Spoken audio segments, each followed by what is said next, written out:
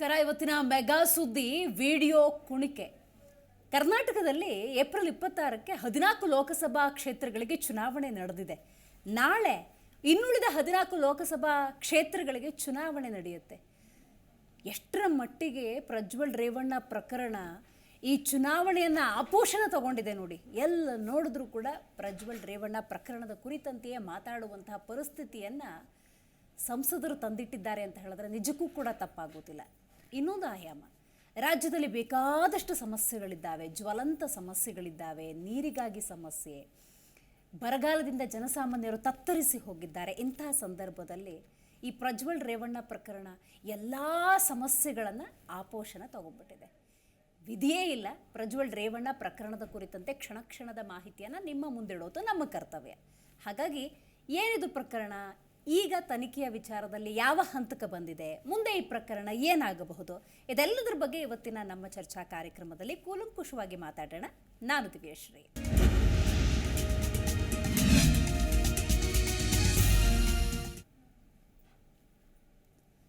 ಬಹಳ ಮುಖ್ಯವಾಗಿ ಈ ಪ್ರಕರಣ ಅಂದಾಗ SIT ಕೂಡ ರಚನೆಯಾಗಿದೆ, ತನಿಖೆ ಕೂಡ ಹಂತ ಹಂತವಾಗಿ ನಡೀತಾ ಇದೆ, ಹೆಲ್ಪ್ಲೈನನ್ನು ಕೂಡ ಸಿದ್ಧಪಡಿಸಲಾಗಿದೆ. ಅದಕ್ಕೂ ಈಗಾಗಲೇ 9 ಸಂತ್ರಸ್ತ ಹೆಣ್ಮಕ್ಕಳು ಕರೆ ಮಾಡಿದ್ದಾರೆ, ತಮ್ಮ ನೋವನ್ನು ಹಂಚಿಕೊಂಡಿದ್ದಾರೆ. ಇದೆಲ್ಲದರ ನಡುವೆ SIT ಕೂಡ 3 ಪೊಲೀಸ್ ಅಧಿಕಾರಿಗಳು ಹೆಣ್ಣು ಮಕ್ಕಳು ಕೂಡ ಈ ಪ್ರಕರಣದಲ್ಲಿ ಭಾಗಿಯಾಗಿದ್ದಾರೆ ಅಂತ ಅವರನ್ನು ಕೂಡ ವಿಚಾರಣೆ ನಡೆಸುವ ಹಂತದಲ್ಲಿದೆ, ಅವರನ್ನು ಕೂಡ ಕನ್ವಿನ್ಸ್ ಮಾಡ್ತಿದೆ ಅನ್ನುವಂತಹ ಸದ್ಯದ ಅಪ್ಡೇಟ್ಸ್ ಇದ್ದಾವೆ. ಅದೇನೇ ಇದ್ರೂ ಕೂಡ ಈ ಪ್ರಕರಣ ಮುಂದೆ ಏನಾಗುತ್ತೆ ಅನ್ನೋದೇ ಸದ್ಯದ ಪ್ರಶ್ನೆ. ಬ್ಲೂ ಕಾರ್ನರ್ ನೋಟಿಸ್ಗೂ ಕೂಡ ಡೋಂಟ್ ಕೇರ್ ಅಂದಿದ್ದಾರೆ ಈ ಪ್ರಜ್ವಲ್ ರೇವಣ್ಣ. ಈತ SIT ಮುಂದೆ ಮತ್ತೊಬ್ಬ ಸಂತ್ರಸ್ತೆ ಕೂಡ ಹೇಳಿಕೆಯನ್ನು ಕೊಟ್ಟಿದ್ದಾರೆ. ಪ್ರಕರಣದಲ್ಲಿ ರೇವಣ್ಣಗೆ ಹಾಗಾದರೆ ಜಾಮೀನು ಸಿಗುತ್ತಾ ಅನ್ನೋದು ಮತ್ತೊಂದು ಪ್ರಶ್ನೆ. ಅಪ್ಪ ಮಗನಿಗೆ ಕಂಟಕವಾಗುತ್ತಾ ಈ ವಿಡಿಯೋ ಪ್ರಕರಣ ಅನ್ನೋದು ಮಗದೊಂದು ಪ್ರಶ್ನೆ. ಇದೆಲ್ಲದರ ನಡುವೆ ನಿನ್ನೆ HD ರೇವಣ್ಣ ಕೂಡ ಒಂದು ವಿಚಾರದ ಹೇಳ್ತಾರೆ, ರಾಜ್ಯದಲ್ಲಿ ಎಂದೂ ಆಗದಂತಹ ಷಡ್ಯಂತ್ರ ನನ್ನ ವಿರುದ್ಧ ಆಗಿದೆ ಅಂತ ಹೇಳಿ. ಇನ್ನು ಬಹಳ ಮುಖ್ಯವಾಗಿ ದಾಖಲಾಗಿರುವಂತಹ ಈ ಪ್ರಕರಣಗಳು ಎಷ್ಟು ಗಂಭೀರ ರೂಪದ್ದು ಅಂತ ಕೂಡ ನೋಡಬೇಕಾಗತ್ತೆ. ಯಾಕಂತ ಹೇಳಿದ್ರೆ ಕೆಲವೊಂದು FIR ಕಾಪಿನ ನೋಡಿದಾಗ ಅಲ್ಲಿರುವಂಥ ಸೆಕ್ಷನ್ಗಳನ್ನು ನೋಡಿದ್ರೆ ವಿಚ್ ಇಸ್ ಬೇಲೆಬಲ್. ಹಾಗಾಗಿ ಇಲ್ಲಿ ಸಂತ್ರಸ್ತಿಯ ಹೇಳಿಕೆ ಅನ್ನೋದು ಬಹಳ ಮುಖ್ಯ ಆಗುತ್ತೆ. ಅಲ್ಲಿ ಲೈಂಗಿಕ ದೌರ್ಜನ್ಯಕ್ಕೂ ಅತ್ಯಾಚಾರಕ್ಕೂ ಇರುವಂಥ ಸ್ಲೈಟ್ ಡಿಫ್ರೆನ್ಸ್ಗಳನ್ನು ನಾವು ಅರ್ಥ ಮಾಡ್ಕೊಳ್ಬೇಕು. ಯಾವ ಸೆಕ್ಷನಲ್ಲಿದ್ದರೆ ಬೇಲ್ ಸಿಗುತ್ತೆ, ಯಾವ ಸೆಕ್ಷನಲ್ಲಿದ್ದರೆ ಬೇಲ್ ಸಿಗೋದಿಲ್ಲ, ಇದೆಲ್ಲವನ್ನು ನೋಡಬೇಕಾಗತ್ತೆ. ಅದೇನೇ ಇದ್ದರೂ ಕೂಡ ಇನ್ನೊಂದು ಆಯಾಮ, ರಾಜಕೀಯ ಷಡ್ಯಂತ್ರ ಆಗಿದ್ದರೂ ಕೂಡ ಕಡೆ ಪಕ್ಷ ಈ ಪ್ರಕರಣ ಅನ್ನೋದು ಬಯಲಿಗೆ ಬಂತಲ್ಲ, ಹಲವು ಹೆಣ್ಮಕ್ಳು ಈ ಪ್ರಕರಣದಲ್ಲಿ ಬಲಿಯಾಗಿದ್ದಾರೆ ಅನ್ನೋದು ಗೊತ್ತಾಯ್ತಲ್ಲ ಅನ್ನೋದು ಮತ್ತೊಂದು ಸಮಾಧಾನ. ಆದರೆ ಬಹಳ ಮುಖ್ಯವಾಗಿ ಆ ಯಾವುದೇ ವಿಡಿಯೋದಲ್ಲಿ ಆ ಹೆಣ್ಣುಮಕ್ಕಳ ಮುಖವನ್ನು ಬ್ಲರ್ ಮಾಡಿಲ್ಲ, ಇದು ವಿಪರ್ಯಾಸ. ರೈಟ್, ಈ ಬಗ್ಗೆ ಮಾತಾಡಲಿಕ್ಕೆ ಇವತ್ತು ನಮ್ಮ ಕಾರ್ಯಕ್ರಮದಲ್ಲಿ ಮೊದಲನೇದಾಗಿ ಕನ್ನಡ ಪರ ಹೋರಾಟಗಾರರಾಗಿರುವಂತಹ ತಾಯ್ನಾಡು ರಾಘವೇಂದ್ರ ಅವರಿದ್ದಾರೆ, ನಮಸ್ಕಾರ. ಇನ್ನು ಹೈಕೋರ್ಟ್ ವಕೀಲರಾಗಿರುವಂತಹ ಸುನಿಲ್ ಕುಮಾರ್ ಅವರಿದ್ದಾರೆ, ಸರ್ ನಮಸ್ಕಾರ. ಇನ್ನು ನಿವೃತ್ತ ಪೊಲೀಸ್ ಅಧಿಕಾರಿಯಾಗಿರುವಂತಹ ಬಸವರಾಜ್ ಮಾಲ್ಗತ್ತಿ ಸರ್ ಇದ್ದಾರೆ, ಸರ್ ನಮಸ್ಕಾರ. ರೈಟ್, ರಾಘವೇಂದ್ರ ಅವರೇ, ನೀವು ತಿಳಿಸ್ಬೇಕು, SIT ತನ್ನ ಕೆಲಸವನ್ನೇನೋ ನಿರ್ವಹಿಸ್ತಾ ಇದೆ, ಬಟ್ ಈ ಪ್ರಕರಣ ಅಂದ ಸಂದರ್ಭದಲ್ಲಿ ನಾವು ನಮ್ಮ ಕಾರ್ಯಕ್ರಮದಲ್ಲಿ ಯಾವಾಗಲೂ ಹೇಳ್ತಾ ಇರ್ತೀವಿ, ರಾಜಕೀಯ ಷಡ್ಯಂತ್ರನೋ ಅಥವಾ ಮತ್ತೇನೋ ಪ್ರಕರಣ ಸದ್ಯ ಬಯಲಿಗೆ ಬಂತಲ್ಲ, ಇಲ್ಲಾಂದರೆ ಅದೆಷ್ಟು ಭಾಷಣ ಮಾಡ್ತಿದ್ರು ಪ್ರಜ್ವಲ್ ರೇವಣ್ಣ. ಸದ್ಯ ಆರೋಪಿ ಸ್ಥಾನದಲ್ಲಿ ಇರಬಹುದು, ಬಟ್ ಸ್ಟಿಲ್ ಸಜ್ಜನ ನಡವಳಿಕೆಯ ಮೂಲಕ ಮುಖವಾಡವನ್ನು ಧರಿಸಿ ಅದೆಷ್ಟು ಅತ್ಯದ್ಭುತ ಕಾರ್ಯಕ್ರಮಗಳಿಗೆ ಉದ್ಘಾಟನಾ ಜವಾಬ್ದಾರಿಯನ್ನು ತಗೊಳ್ತಾ ಇದ್ರೋ ಏನೋ. ಬಟ್ ಕಡೆ ಪಕ್ಷ ರಾಜಕೀಯ ಷಡ್ಯಂತ್ರನೋ ಮತ್ತೊಂದು ಪ್ರಕರಣ ಆದರೂ ಬಯಲಿಗೆ ಬಂತಲ್ಲ ಅನ್ನೋದೇ ಸಮಾಧಾನ. ನೋಡಿ, ಇವತ್ತು ಪ್ರಕರಣ ಏನೋ ಬಯಲಿಗೆ ಬಂತು, ಆದರೆ ತುಂಬ ಹೆಣ್ಮಕ್ಳು ಮನೆ ಫ್ಯಾಮಿಲಿನೂ ಬಯಲಿಗೆ ಬಂದಿದೆ, ಬೀದಿಗೆ ಬಂದಿದೆ. ಇದನ್ನು ನಾವು ಅರಿಬೇಕಾಗಿದೆ. ಈ ಬೀದಿ ತಂದಿರೋವಂಥವ್ರು ಇವತ್ತಿನ ಆಡಳಿತ ನಡೆಸುವಂಥ ಸರ್ಕಾರ ಮತ್ತು ಏನು ದೇವೇಗೌಡರ ಒಂದು ಕುಟುಂಬ, ಏನು ಅವ್ರ ಮೊಮ್ಮಕ್ಕಳು, ಆ ರೀತಿ ಇವತ್ತು ಆಗಿದೆ. ಆದರೆ ನೋಡಿ, ಇವತ್ತು ಇದು 5 ವರ್ಷ 6 ವರ್ಷದಿಂದ ಅವ್ನು ಮಾಡ್ಕೊಬಂದಿದ್ದೆ, ಸತತವಾಗಿ ಮಾಡ್ಕೊಬಂದಿದ್ದಾನೆ. ಯಾಕಂದರೆ ಎಲ್ಲ ಹೆಣ್ಮಕ್ಳನ್ನೂ ಬಿಟ್ಟಿಲ್ಲ, ರೆವೆನ್ಯೂ ಇಲಾಖೆ ಇರ್ಬೋದು, ಪೊಲೀಸ್ ಇಲಾಖೆ ಇರ್ಬೋದು, ಪ್ರತಿಯೊಂದು ಹೆಣ್ಮಕ್ಳುಗಳಿಗೂ ಒಂದು ತೊಂದರೆ ಕೊಟ್ಟಿದ್ದಾನೆ.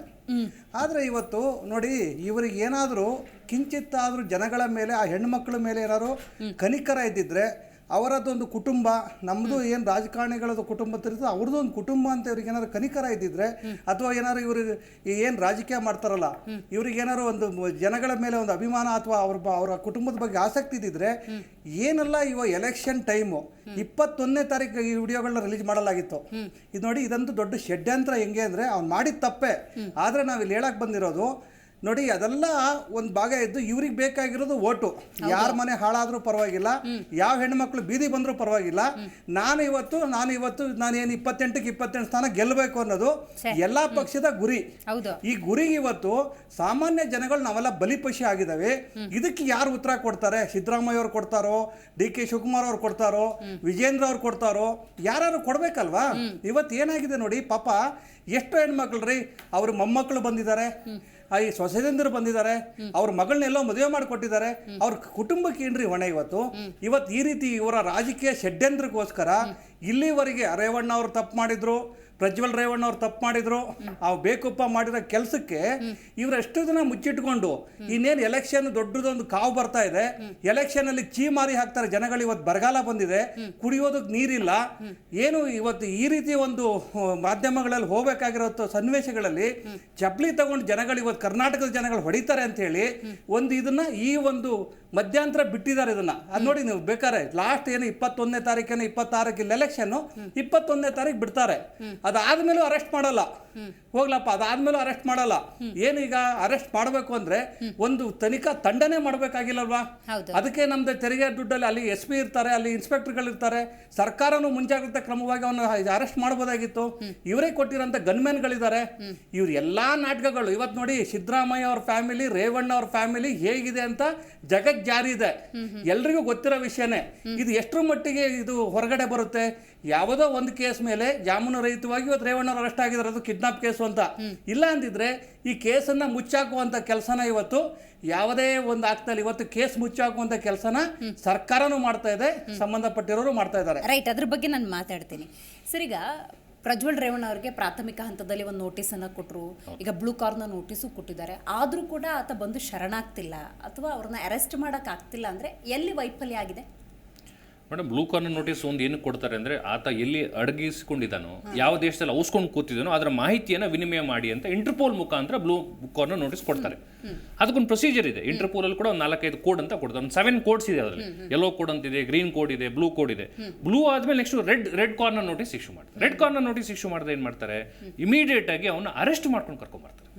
ಫಸ್ಟ್ ಮಾಹಿತಿಯನ್ನು ವಿನಿಮಯ ಮಾಡ್ಕೋತಾರೆ, ಎಲ್ಲಿದ್ದೇನೆ ಅಂತ ಲೊಕೇಟ್ ಮಾಡ್ತಾರೆ, ಮತ್ತು ನಮ್ಮ ಇಂಡಿಯನ್ ಗೌರ್ಮೆಂಟ್ ಕಡೆಯಿಂದ ಅವರು ಮಾಹಿತಿ ತಗೋತಾರೆ. ಯಾವ ಕೇಸಲ್ಲಿ ಈತ ಬೇಕಾಗಬೇಕು, ಈತನ ಮೇಲೆ ಏನು ಕ್ರೈಮ್ ರಿಜಿಸ್ಟರ್ ಆಗಿದೆಯಾ, ಯಾಕೆ ಅಪ್ಸ್ಕೊಂಡಾಗಿದ್ದಾನೆ, ಎಲ್ಲಿ ಅಪ್ಸ್ಕೊಂಡಾಗಿದೆ, ಎಲ್ಲವನ್ನೂ ಕೂಡ ನಮ್ಮ ಇಂಡಿಯನ್ ಎಂಬಸಿ ಮುಖಾಂತರ ಜರ್ಮನ್ ಎಂಬಸಿಗೆ ಮಾಹಿತಿ ತಗೋತಾರೆ. ತಗೊಂಡು ರೆಡ್ ಕಾರ್ನರ್ ನೋಟಿಸ್ ಇಶ್ಯೂ ಮಾಡ್ತು ಅಂದ್ರೆ, ಈಗ ಬರೀ blue corner notice as far as only information ವಿನಿಮಯ ಅಷ್ಟೇ. ಈತ ನಮ್ಮ ಕಂಟ್ರಿನಲ್ಲಿ ಇಲ್ಲಿದ್ದಾನೆ ಅಂತ ಇನ್ಫಾರ್ಮೇಶನ್ ಅನ್ನು ಕೊಡ್ತಾರೆ. ಯಾಕೆ ಈಗಲೂ ಕೂಡ ಪ್ರಜ್ವಲ್ ರೇವಣ್ಣ ಯಾರಿದ್ದಾರೋ ಅವರು ಡಿಪ್ಲೊಮ್ಯಾಟಿಕ್ ಪಾಸ್ಪೋರ್ಟ್ ಹೋಲ್ಡ್ ಮಾಡ್ತಾ ಇದ್ದಾರೆ. ಆ ಪಾಸ್ಪೋರ್ಟಿನ ಕ್ಯಾನ್ಸಲ್ ಆಗಿಲ್ಲ.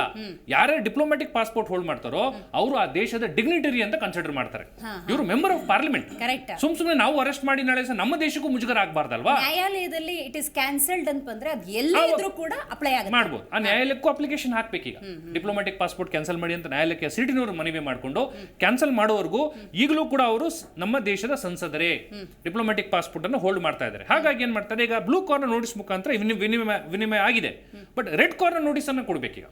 SIT-ನವರು ಮನವಿ ಮಾಡಿಕೊಂಡು ಬ್ಲೂ ಕಾರ್ನರ್ ನೋಟಿಸ್ ಪ್ರಕಾರ ಮಾಹಿತಿ ಬಂದಿದೆ, ಆತ ಬರ್ತಾ ಇಲ್ಲ, ಡೆಲಿಬ್ರೇಟ್ಲಿ ಔಸ್ಕೊಂಡು ಕೂತಿದ್ದಾನೆ, ರೆಡ್ ಕಾರ್ನರ್ ನೋಟಿಸ್ ಅನ್ನು ಇಶ್ಯೂ ಮಾಡಿ ಎಲ್ಲಿಯಾದ್ರೂ ಆನ್ ದ ಸ್ಪಾಟ್ ಅರೆಸ್ಟ್ ಮಾಡಿ ಆ ದೇಶ ಕಡೆಯಿಂದ ನಮ್ಮ CBI-ನವರಿಗೆ ಮತ್ತು ಹೋಮ್ ಅಫೇರ್ಸ್ಗೆ ಅವನ್ನ ಹ್ಯಾಂಡ್ ಓವರ್ ಮಾಡ್ತಾರೆ. ಅವರು SIT ಕಸ್ಟಡಿ ಕೊಡ್ಬೋದು. ಈ ಪ್ರೊಸೀಜರ್ ನಡಿಬೇಕು. ಬ್ಲೂ ಕಾರ್ನರ್ ಆಗಿದೆ, ಈಗ ರೆಡ್ ಕಾರ್ನರ್ ಇಶ್ಯೂ ಮಾಡ್ತಾರೆ. ಈಗ ಏನಾದ್ರು ಸ್ಲೋ ಆಗ್ತಿದೆಯಾ ಪ್ರೊಸೀಜರ್ ಅಲ್ಲಿ ಅಥವಾ ಕರೆಕ್ಟ್ ಆಗಿದೆಯಾ? ಪ್ರೊಸೀಜರ್ ನನಗೆ ಯಾಕೋ ಸ್ವಲ್ಪ ಸ್ಲೋ ಆಗ್ತಾ ಇದೆ ಅನಿಸ್ತಾ ಇದೆ. ಯಾಕೆ ಅಂದ್ರೆ ಈಗ ಸಹಜವಾಗಿ ಬೇರೆ ಆರೋಪಿಗಳ ವಿಚಾರದಲ್ಲಿ ನಮ್ಮ SIT ಅಥವಾ ಪೊಲೀಸ್ ಇಲಾಖೆ ತಗೊಳ್ಳುವಂಥದ್ದು may be because of lack of coordination between central government and state government.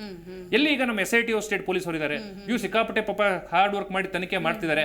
ಇವ್ರಿಗೆ ಕೇಂದ್ರ ಸರ್ಕಾರದ ಸಹಕಾರನೂ ಬೇಕಲ್ಲ. ಕರೆಕ್ಟ್. ಈಗ ರೆಡ್ ಕಾರ್ನರ್ ನೋಟಿಸ್ ಇಶ್ಯೂ ಮಾಡಬೇಕು, ಇಂಟರ್ಪೋಲ್ ಜೊತೆ ಕೋಆರ್ಡಿನೇಟ್ ಮಾಡಬೇಕು, ನಮ್ಮವ್ರು ಮಾಡಕ್ಕಾಗಲ್ಲ, ನಮ್ಮ CBN ಅವ್ರು ಮಾಡಬೇಕು, ಮಿನಿಸ್ಟ್ರಿ ಆಫ್ ಹೋಮ್ ಅಫೇರ್ಸ್ ಮಾಡಬೇಕು. ಅವ್ರ ಕಡೆಯಿಂದ ಡಿಲೇ ಆದ್ರೆ ಇವ್ರಿಗೆ ಏನು ಮಾಡ್ಲಿಕ್ಕೆ ಆಗುದಿಲ್ಲ. ಹಾಗಾಗಿ ಮೋಸ್ಟ್ಲಿ ಸೆಂಟ್ರಲ್ ಗೌರ್ಮೆಂಟ್ ಕಡೆಯಿಂದ ಚೂರು ಡಿಲೇ ಆಗ್ತಾ ಇದೆ. ಅದನ್ನ ಫಾಸ್ಟ್ ಪ್ರೊಸೆಸ್ ಮಾಡಬೇಕು.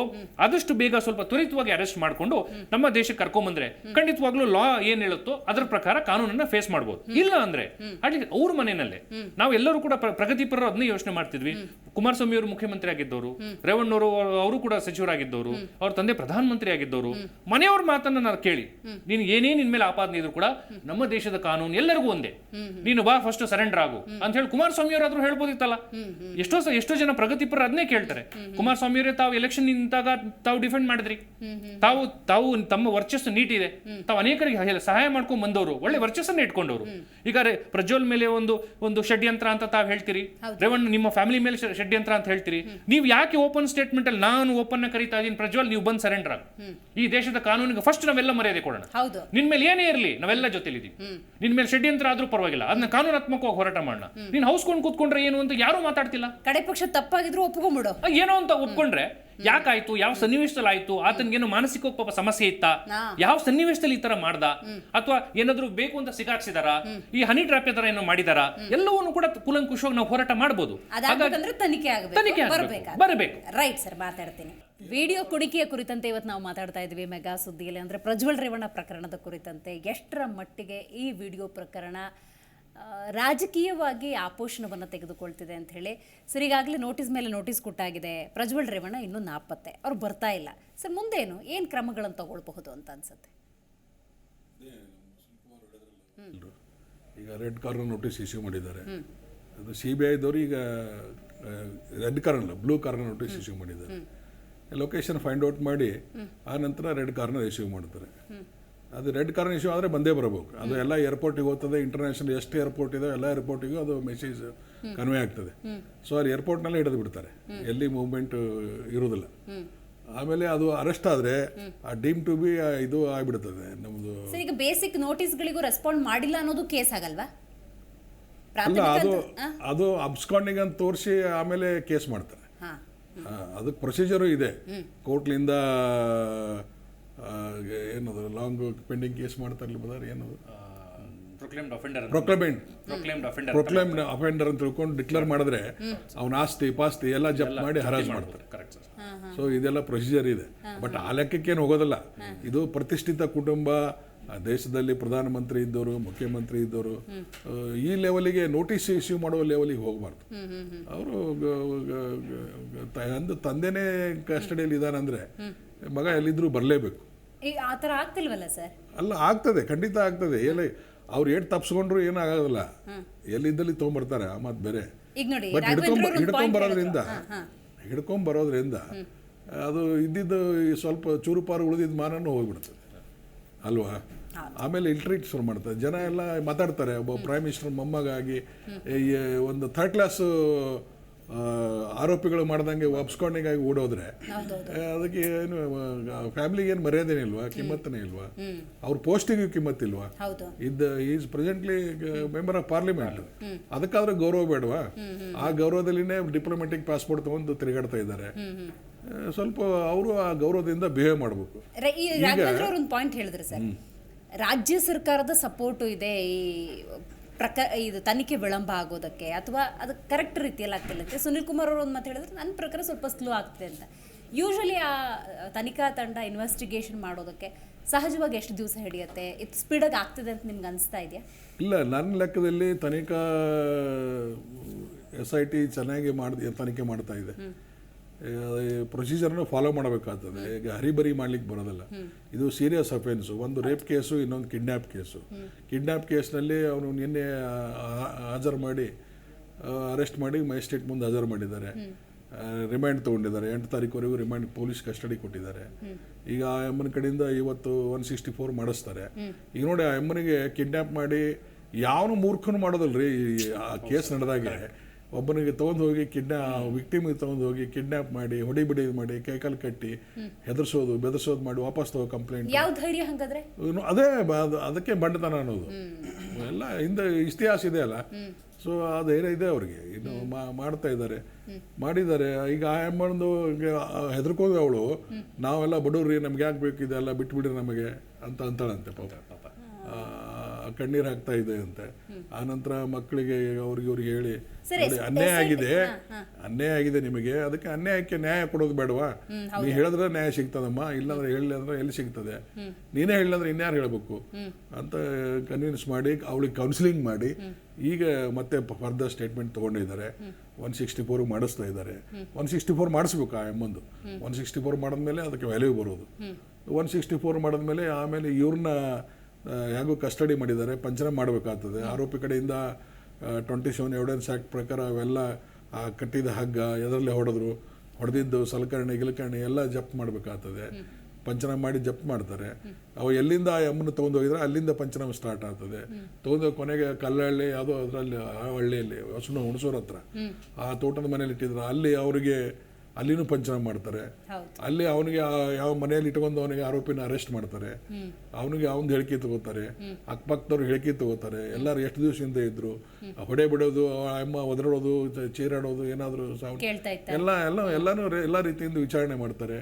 ಆ ನಂತರ ಆಕೆಗೆ ಮೆಡಿಕಲ್ ಇಂಥ ಟೈಮಲ್ಲಿ ಅಕ್ಕಪಕ್ಕದವರು ಇನ್ಫಾರ್ಮೇಶನ್ ಕೊಡೋಕೆ ಧೈರ್ಯ ಮಾಡ್ತಾರ. ಕೆಲವೊಬ್ರು ಸ್ಟೇಟ್ಮೆಂಟ್ ನೋಡಿದೆ ನಾನು, ನಿನ್ನೆ ಟಿವಿಯಲ್ಲಿ ತೋರಿಸ್ತಾ ಇದ್ರು. ಕೆಲವೊಬ್ರು ಹೆದರ್ಕೋತಾರೆ, ನಮಗೆ ಆಗ್ಬೇಕು ಸಪರಿ ಅಂತ. ಕೆಲವೊಬ್ರು ನಿರ್ಭಯತೆ ಅಂತ ಹೇಳಿದ್ದಾರೆ, ಯಾರೋ ಅಮ್ಮನ ತಂದಿಟ್ಟಿದ್ರು ಒಳಗಡೆ ಅಂತ ನೋಡಿದ್ವಿ ನಾವು. ಬಟ್ ನಾವೇನು ಅದ್ರ ಬಗ್ಗೆ ತಲೆ ಕೆಡಿಸ್ಕೊಳ್ಳಿಲ್ಲ, ನಮ್ಮ ಪಡಿ ನಾವು ಕೆಲಸ ಮಾಡ್ತಿದ್ವಿ ಅಂತ ಹೇಳಿದ್ದಾರೆ.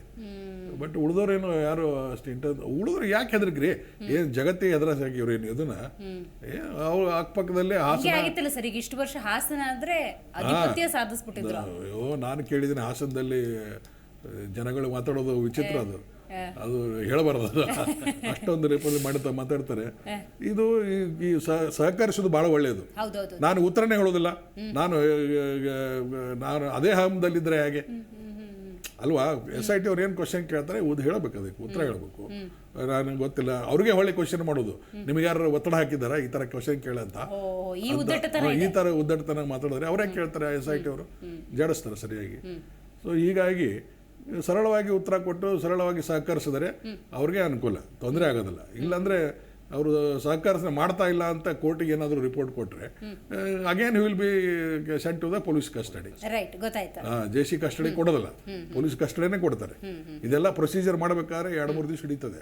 ಯಾಕಂದ್ರೆ ಇಲ್ಲಿಂದ ಪಂಚನಾಮ ಸ್ಟಾರ್ಟ್ ಆಗಿ ಹಾಸನ ಅವ್ರ ಮನೆಯಿಂದ ಶುರುವಾಗಿ ಅಲ್ಲಿ ಹುಣಸೂರೊಳಗೂ ಪಂಚನಾಮ ಮಾಡೋದು. ರೈಟ್ ಸರ್, ಗೊತ್ತಾಯ್ತು ನನಗೆ.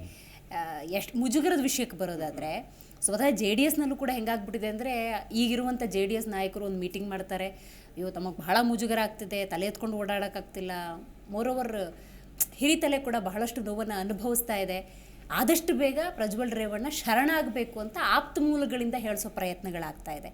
ಒಂದು. ಎರಡನೇದಾಗಿ ಮುಜುಗರ ಇನ್ನೊಂದಕ್ಕೂ ಆಗ್ತಿದೆ, ಮೈತ್ರಿ ಅದೇನು ಹೇಳಲಾರ್ದಂಗೆ ಇರುವೆ ಬಿಟ್ಕೊಂಡ್ರು ಅಂತಾರಲ್ಲ, ಆ ಥರದ ಪರಿಸ್ಥಿತಿ ಒಳಗೆ BJP ಕೂಡ ಮುಜುಗರ ಎದುರಿಸ್ತಾ ಇದೆ. ಕೇಂದ್ರದಿಂದ ಯಾರು ಕೂಡ ಪ್ರಜ್ವಲ್ ರೇವಣ್ಣ ಪ್ರಕರಣಕ್ಕೆ ಸಂಬಂಧಪಟ್ಟಂತೆ ತುಟಿ ಬಿಚ್ಚಂಗಿಲ್ಲ ಅಂತ ಬರುತ್ತೆ ಅಂತ ಹೇಳಿದ್ರೆ BJP ಕಡೆಯಿಂದ ಎಂಥ ಇಕ್ಕಟ್ಟಿನ ಪರಿಸ್ಥಿತಿ. ಯಾಕೆ ಈ ಪ್ರಶ್ನೆ ಅಂತ ಹೇಳಿದ್ರೆ, ದೇವರಾಜೇಗೌಡರು ಹಿಂದೊಂದ್ಸತಿ ಪತ್ರ ಬರೀತಾರೆ ವಿಜಯೇಂದ್ರ ಅವರಿಗೆ. ಅದೇನು ಗಂಭೀರವಾಗಿ ಪರಿಗಣಿಸಿದ್ರು ಅಥವಾ ಇಲ್ವೋ, ಇಂಥದ್ದು ಇರುತ್ತೆ ಅಂತ ಬಿಟ್ಟರು, ಅದಾದ್ಮೇಲೆ ಮೈತ್ರಿ ಮಾಡ್ಕೊತಾರೆ. ಇದು ಬೇಕಾಗಿತ್ತಾ?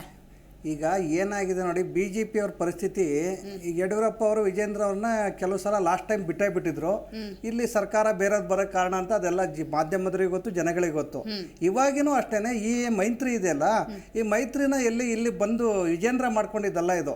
ವಿಜೇಂದ್ರ ಅವ್ರು ಮಾಡ್ಕೊಂಡಿದ್ರೆ ಅದ್ರ ಪತ್ರದ ಬಗ್ಗೆ ಆಲ್ರೆಡಿ ಅವ್ರಿಗೆ ಹೇಳಿರ್ತಾರೆ, ಗಮನಕ್ಕೆ ಬಂದಾಗ ಹೇಳಿರ್ತಾರೆ. ಬಟ್ ಇದು ಏನಾಗಿದೆ, ದೇವೇಗೌಡರು ಮತ್ತು ಕುಮಾರಸ್ವಾಮಿ ಅವರು ಡೈರೆಕ್ಟಾಗಿ ಹೈಕಮಾಂಡಿಗೆ ಹೋಗ್ತಾರೆ, ಅಮಿತ್ ಶಾ ಭೇಟಿ ಆಗ್ತಾರೆ, ಅಲ್ಲಿ ಆ ಒಂದು ಪ್ರಧಾನಮಂತ್ರಿಗಳನ್ನ ಭೇಟಿ ಆಗ್ತಾರೆ. ಅಲ್ಲಿಂದ ಒಂದು ಆದಾಗ ಇವ್ರು ಒಪ್ಕೊಳ್ಳೇಬೇಕಾಗುತ್ತೆ. ಇವತ್ತು ಹೈಕಮಾಂಡ್ ಏನು ನಿರ್ಧಾರ ಅದಕ್ಕೆ ಇವರು ತಲೆಬಾಗಿದ್ದಾರೆ. ಆದರೆ ಇಲ್ಲಿ ಹೇಳೋದು ನೋಡಿ, ಮೈತ್ರಿ ಆಗಿರೋದು ಈ ಒಂದು ಎಲೆಕ್ಷನ್ ಸಮಯದಲ್ಲಿ. ಆಲ್ರೆಡಿ ಕಾಂಗ್ರೆಸ್ಸು ಮತ್ತು JDS ಮಂತ್ರಿ ಸರ್ಕಾರ ಮಾಡಿದೆ. ಇವತ್ತು ಆಮೇಲೆ ಎಷ್ಟು ಅನ್ಯೂನ್ಯತವಾಗಿದ್ದಾರೆ ಅನ್ನೋದು ರೇವಣ್ಣ ಅವರು, ಕುಮಾರಸ್ವಾಮಿ ಅವರು, ಅದು ರೇವಣ್ಣ ಅವರು, ಸಿದ್ದರಾಮಯ್ಯ ಅವರು ಅಂತ ಎಲ್ಲ ಜಗಜ್ಜಾಹಿರ ಇದೆ. ನಾವು ಹೇಳೋದು ಓಡಿ ಹೋಗೋದಕ್ಕೆ ಬಿಟ್ಟು ಈ ಸುದ್ದಿಗಳು ಇವತ್ತು ಎಲೆಕ್ಷನ್ದು ಒಂದು ಯಾವುದೋ ಒಂದು ಮೋದಿ ಅಲೆ ಇದೆಯೋ ಅಥವಾ ಸಿದ್ದರಾಮಯ್ಯ ಅಲೆ ಇದೆಯೋ ಯಾವುದೋ ಒಂದು ಅಥವಾ ಬರಗಾಲದ ಅಲೆ ಇದೆಯೋ ರೈತರುಗಳಿಗೆ ನೀರಿಲ್ದಂಗೆ ಹಸುಗಳು ಎಲ್ಲ ಸಾಯ್ತಾ ಇದ್ದಾವೆ ಅದ್ರ ಬಗ್ಗೆ ನಮ್ಮ ಮುಚ್ಚೋದಕ್ಕೂ ಇದನ್ನು ಒಂದು ಎಲೆಕ್ಷನ್ ಟೈಮಲ್ಲಿ ಒಂದು ದೊಡ್ಡದಾಗಿ ಸೃಷ್ಟಿ ಮಾಡೋದಕ್ಕೆ ಇವರೆಲ್ಲ ಸೇರ್ಕೊಂಡು ಮಾಡಿದ್ರೆ ಗೊತ್ತಿಲ್ಲ. ಆದರೆ ಇವತ್ತು ಜನಗಳು ಬಲಿಪಶು ಆಗ್ತಿದ್ದೋ ನಾವು ನೋಡಿ. ಇವತ್ತು ಹೆಂಗಾಗಿದೆ, ಹಾಸನ ಜಿಲ್ಲೆ ಅಂದರೆ ಒಬ್ಬ SP ಅವರು ಅವ್ರನ್ನ ಕ್ವಶನ್ ಮಾಡ್ತಾ ಇರಲಿಲ್ಲ. ಹಾಸನ ಜಿಲ್ಲೆ ಅಂದರೆ ಒಬ್ಬ ಜಿಲ್ಲಾಧಿಕಾರಿ ಪ್ರಶ್ನೆ ಮಾಡ್ತಾ ಇರಲಿಲ್ಲ. ಆ ರೀತಿ ಒಂದು ಒಂಥರ ಏನೋ ಗುಂಡಾ ರಾಜ್ಯ ಅನ್ಬೇಕು ಏನೋ ಆ ರೀತಿ ಒಂದು ಆಗಿದ್ದು. ಈಗ JDS ಅವರು ಇವತ್ತೇನು ನಮಗೆಲ್ಲ ಮರ್ಯಾದೆ ಹೋಗ್ತಾ ಇದೆ ಅಂತ ಹೇಳ್ತಾರಲ್ಲ, ಅವ್ರಿಗೆ ಅದು ಗೊತ್ತಿರಲಿಲ್ವಾ? ಈಗ ಈ ಸಿಡಿಗಳಾಗ್ತಾ ಇದೆ, ರೇವಣ್ಣ ಈ ಥರ ಅಲ್ಕ ಕೆಲಸ ಮಾಡ್ತಾವನೆ ಅಂತ ಹೇಳ್ಬಿಟ್ಟು ಈ JDS ಕೆಲವು ನಾಯಕರಿಗೆ ಗೊತ್ತಿರಲಿಲ್ವಾ? ಇವತ್ತು ಎಲ್ಲ ಬರೋದಕ್ಕೆ ಮುಂಚೆನೆ ನೋಡಪ್ಪ, ನನ್ನ ಮಗ ನಮ್ಮ JDS ಒಂದು ಒಳ್ಳೆ ಉತ್ತಮದ ಕುಟುಂಬದಿಂದ ಬಂದಿದೆಯಾ ನೀನು, ಈ ರೀತಿ ಒಂದು ಕೆಲಸ ಮಾಡಬೇಡ ಅಂತ ಅವತ್ತು ಯಾಕೆ ಬುದ್ಧಿ ಹೇಳೋ ತಾಕತ್ತು ಇವ್ರು ಯಾರಿಗೂ ಇರಲಿಲ್ವಾ? ಅಲ್ಲ ರೀ, ಒಬ್ಬ ಪ್ರೀತಮ್ ಗೌಡ್ರು ಅನ್ನೋರು ಇವತ್ತು ಹಾಸನ ಜಿಲ್ಲೆಯಲ್ಲಿ ಒಬ್ಬ MLA ಆರಿಸಿ ಬರ್ತಾರೆ, ಅವ್ರ ಮನೆಗಳಿಗೆ ಕಲ್ಲು ಹೊಡಿತಾರೆ, ಅವ್ರಿಗೆ ಧಮಕಿ ಹಾಕ್ತಾರೆ. ಅವತ್ತೆಲ್ಲ ಪ್ರಜ್ವಲ್ ರೇವಣ್ಣ ರೌಡಿ ಈ ಥರ ಕೆಲಸ ಮಾಡ್ತಾರೆ ಅಂತ ಇವ್ರಿಗೆ ಗೊತ್ತಿರಲಿಲ್ವಾ? ಅವತ್ತೆಲ್ಲದಕ್ಕೂ ಸಪೋರ್ಟ್ ಮಾಡಿ ಆಮೇಲೆ ರೋಡಲ್ಲಿ ಅವರು ಯಾರು ಅವ್ರ ತಾಯಿ ಭವಾನಿ ರೇವಣ್ಣ ಅವರು ರೋಡಲ್ಲಿ ನಿಂತ್ಬಿಟ್ಟು ಒಬ್ಬ ರೈತಿಗೆ ಅವ್ರು ಕೆಟ್ಟದಾಗಿ ಇವತ್ತು ನಾನು ಪದ ಯೂಸ್ ಮಾಡೋಕ್ಕಾಗಲ್ಲ, ನೀವು ಸತ್ತೋದ್ರು ಸರಿ ಅಂತ ಹೇಳ್ತಾರೆ ಅಂದಾಗ ಇವೆಲ್ಲ ಶಾಪಗಳು. ಇವ್ರು ಯಾವ ನಿಂಬೆಹಣ್ಣು ಯಾವ ಹೋಮ ಏನು ಮಾಡಿದ್ರು ಆಗಲ್ಲ. ಇವತ್ತು ಜನಗಳು ಇವತ್ತು ಎಚ್ಚರಿಕೋಬೇಕು. ಯಾರು ರಾಜಕಾರಣಿಗಳಿರ್ಬೋದು, ರೌಡಿಗಳಿರ್ಬೋದು, ಯಾರೇ ಇರ್ಬೋದು ರೀ, ಇವತ್ತು ದೇವರೊಬ್ಬ ನಿನಾದ ಏನದಕ್ಕೆ ಇವೆಲ್ಲ ಸಾಕ್ಷಿಗಳು. ಇವತ್ತು ನೋಡಿ, ಅಮಾಯಕರಿಗೆ ಅವ್ನ ಪಾಪ ಕೈ ಕಟ್ಕೊಂಡು ಸುಮ್ಮನೆ ನಿಂತಿದ್ದ ಆ ಯಮ್ಮ ಎಷ್ಟ್ರಿ ಬಾಯಿ ನುಯ್ಯ ತನಕ ಬೈಕೊಂಡ್ಲು. ಅವನು ಎಷ್ಟು ನೊಂದ್ಕೊಂಡಿರ್ತಾನೆ.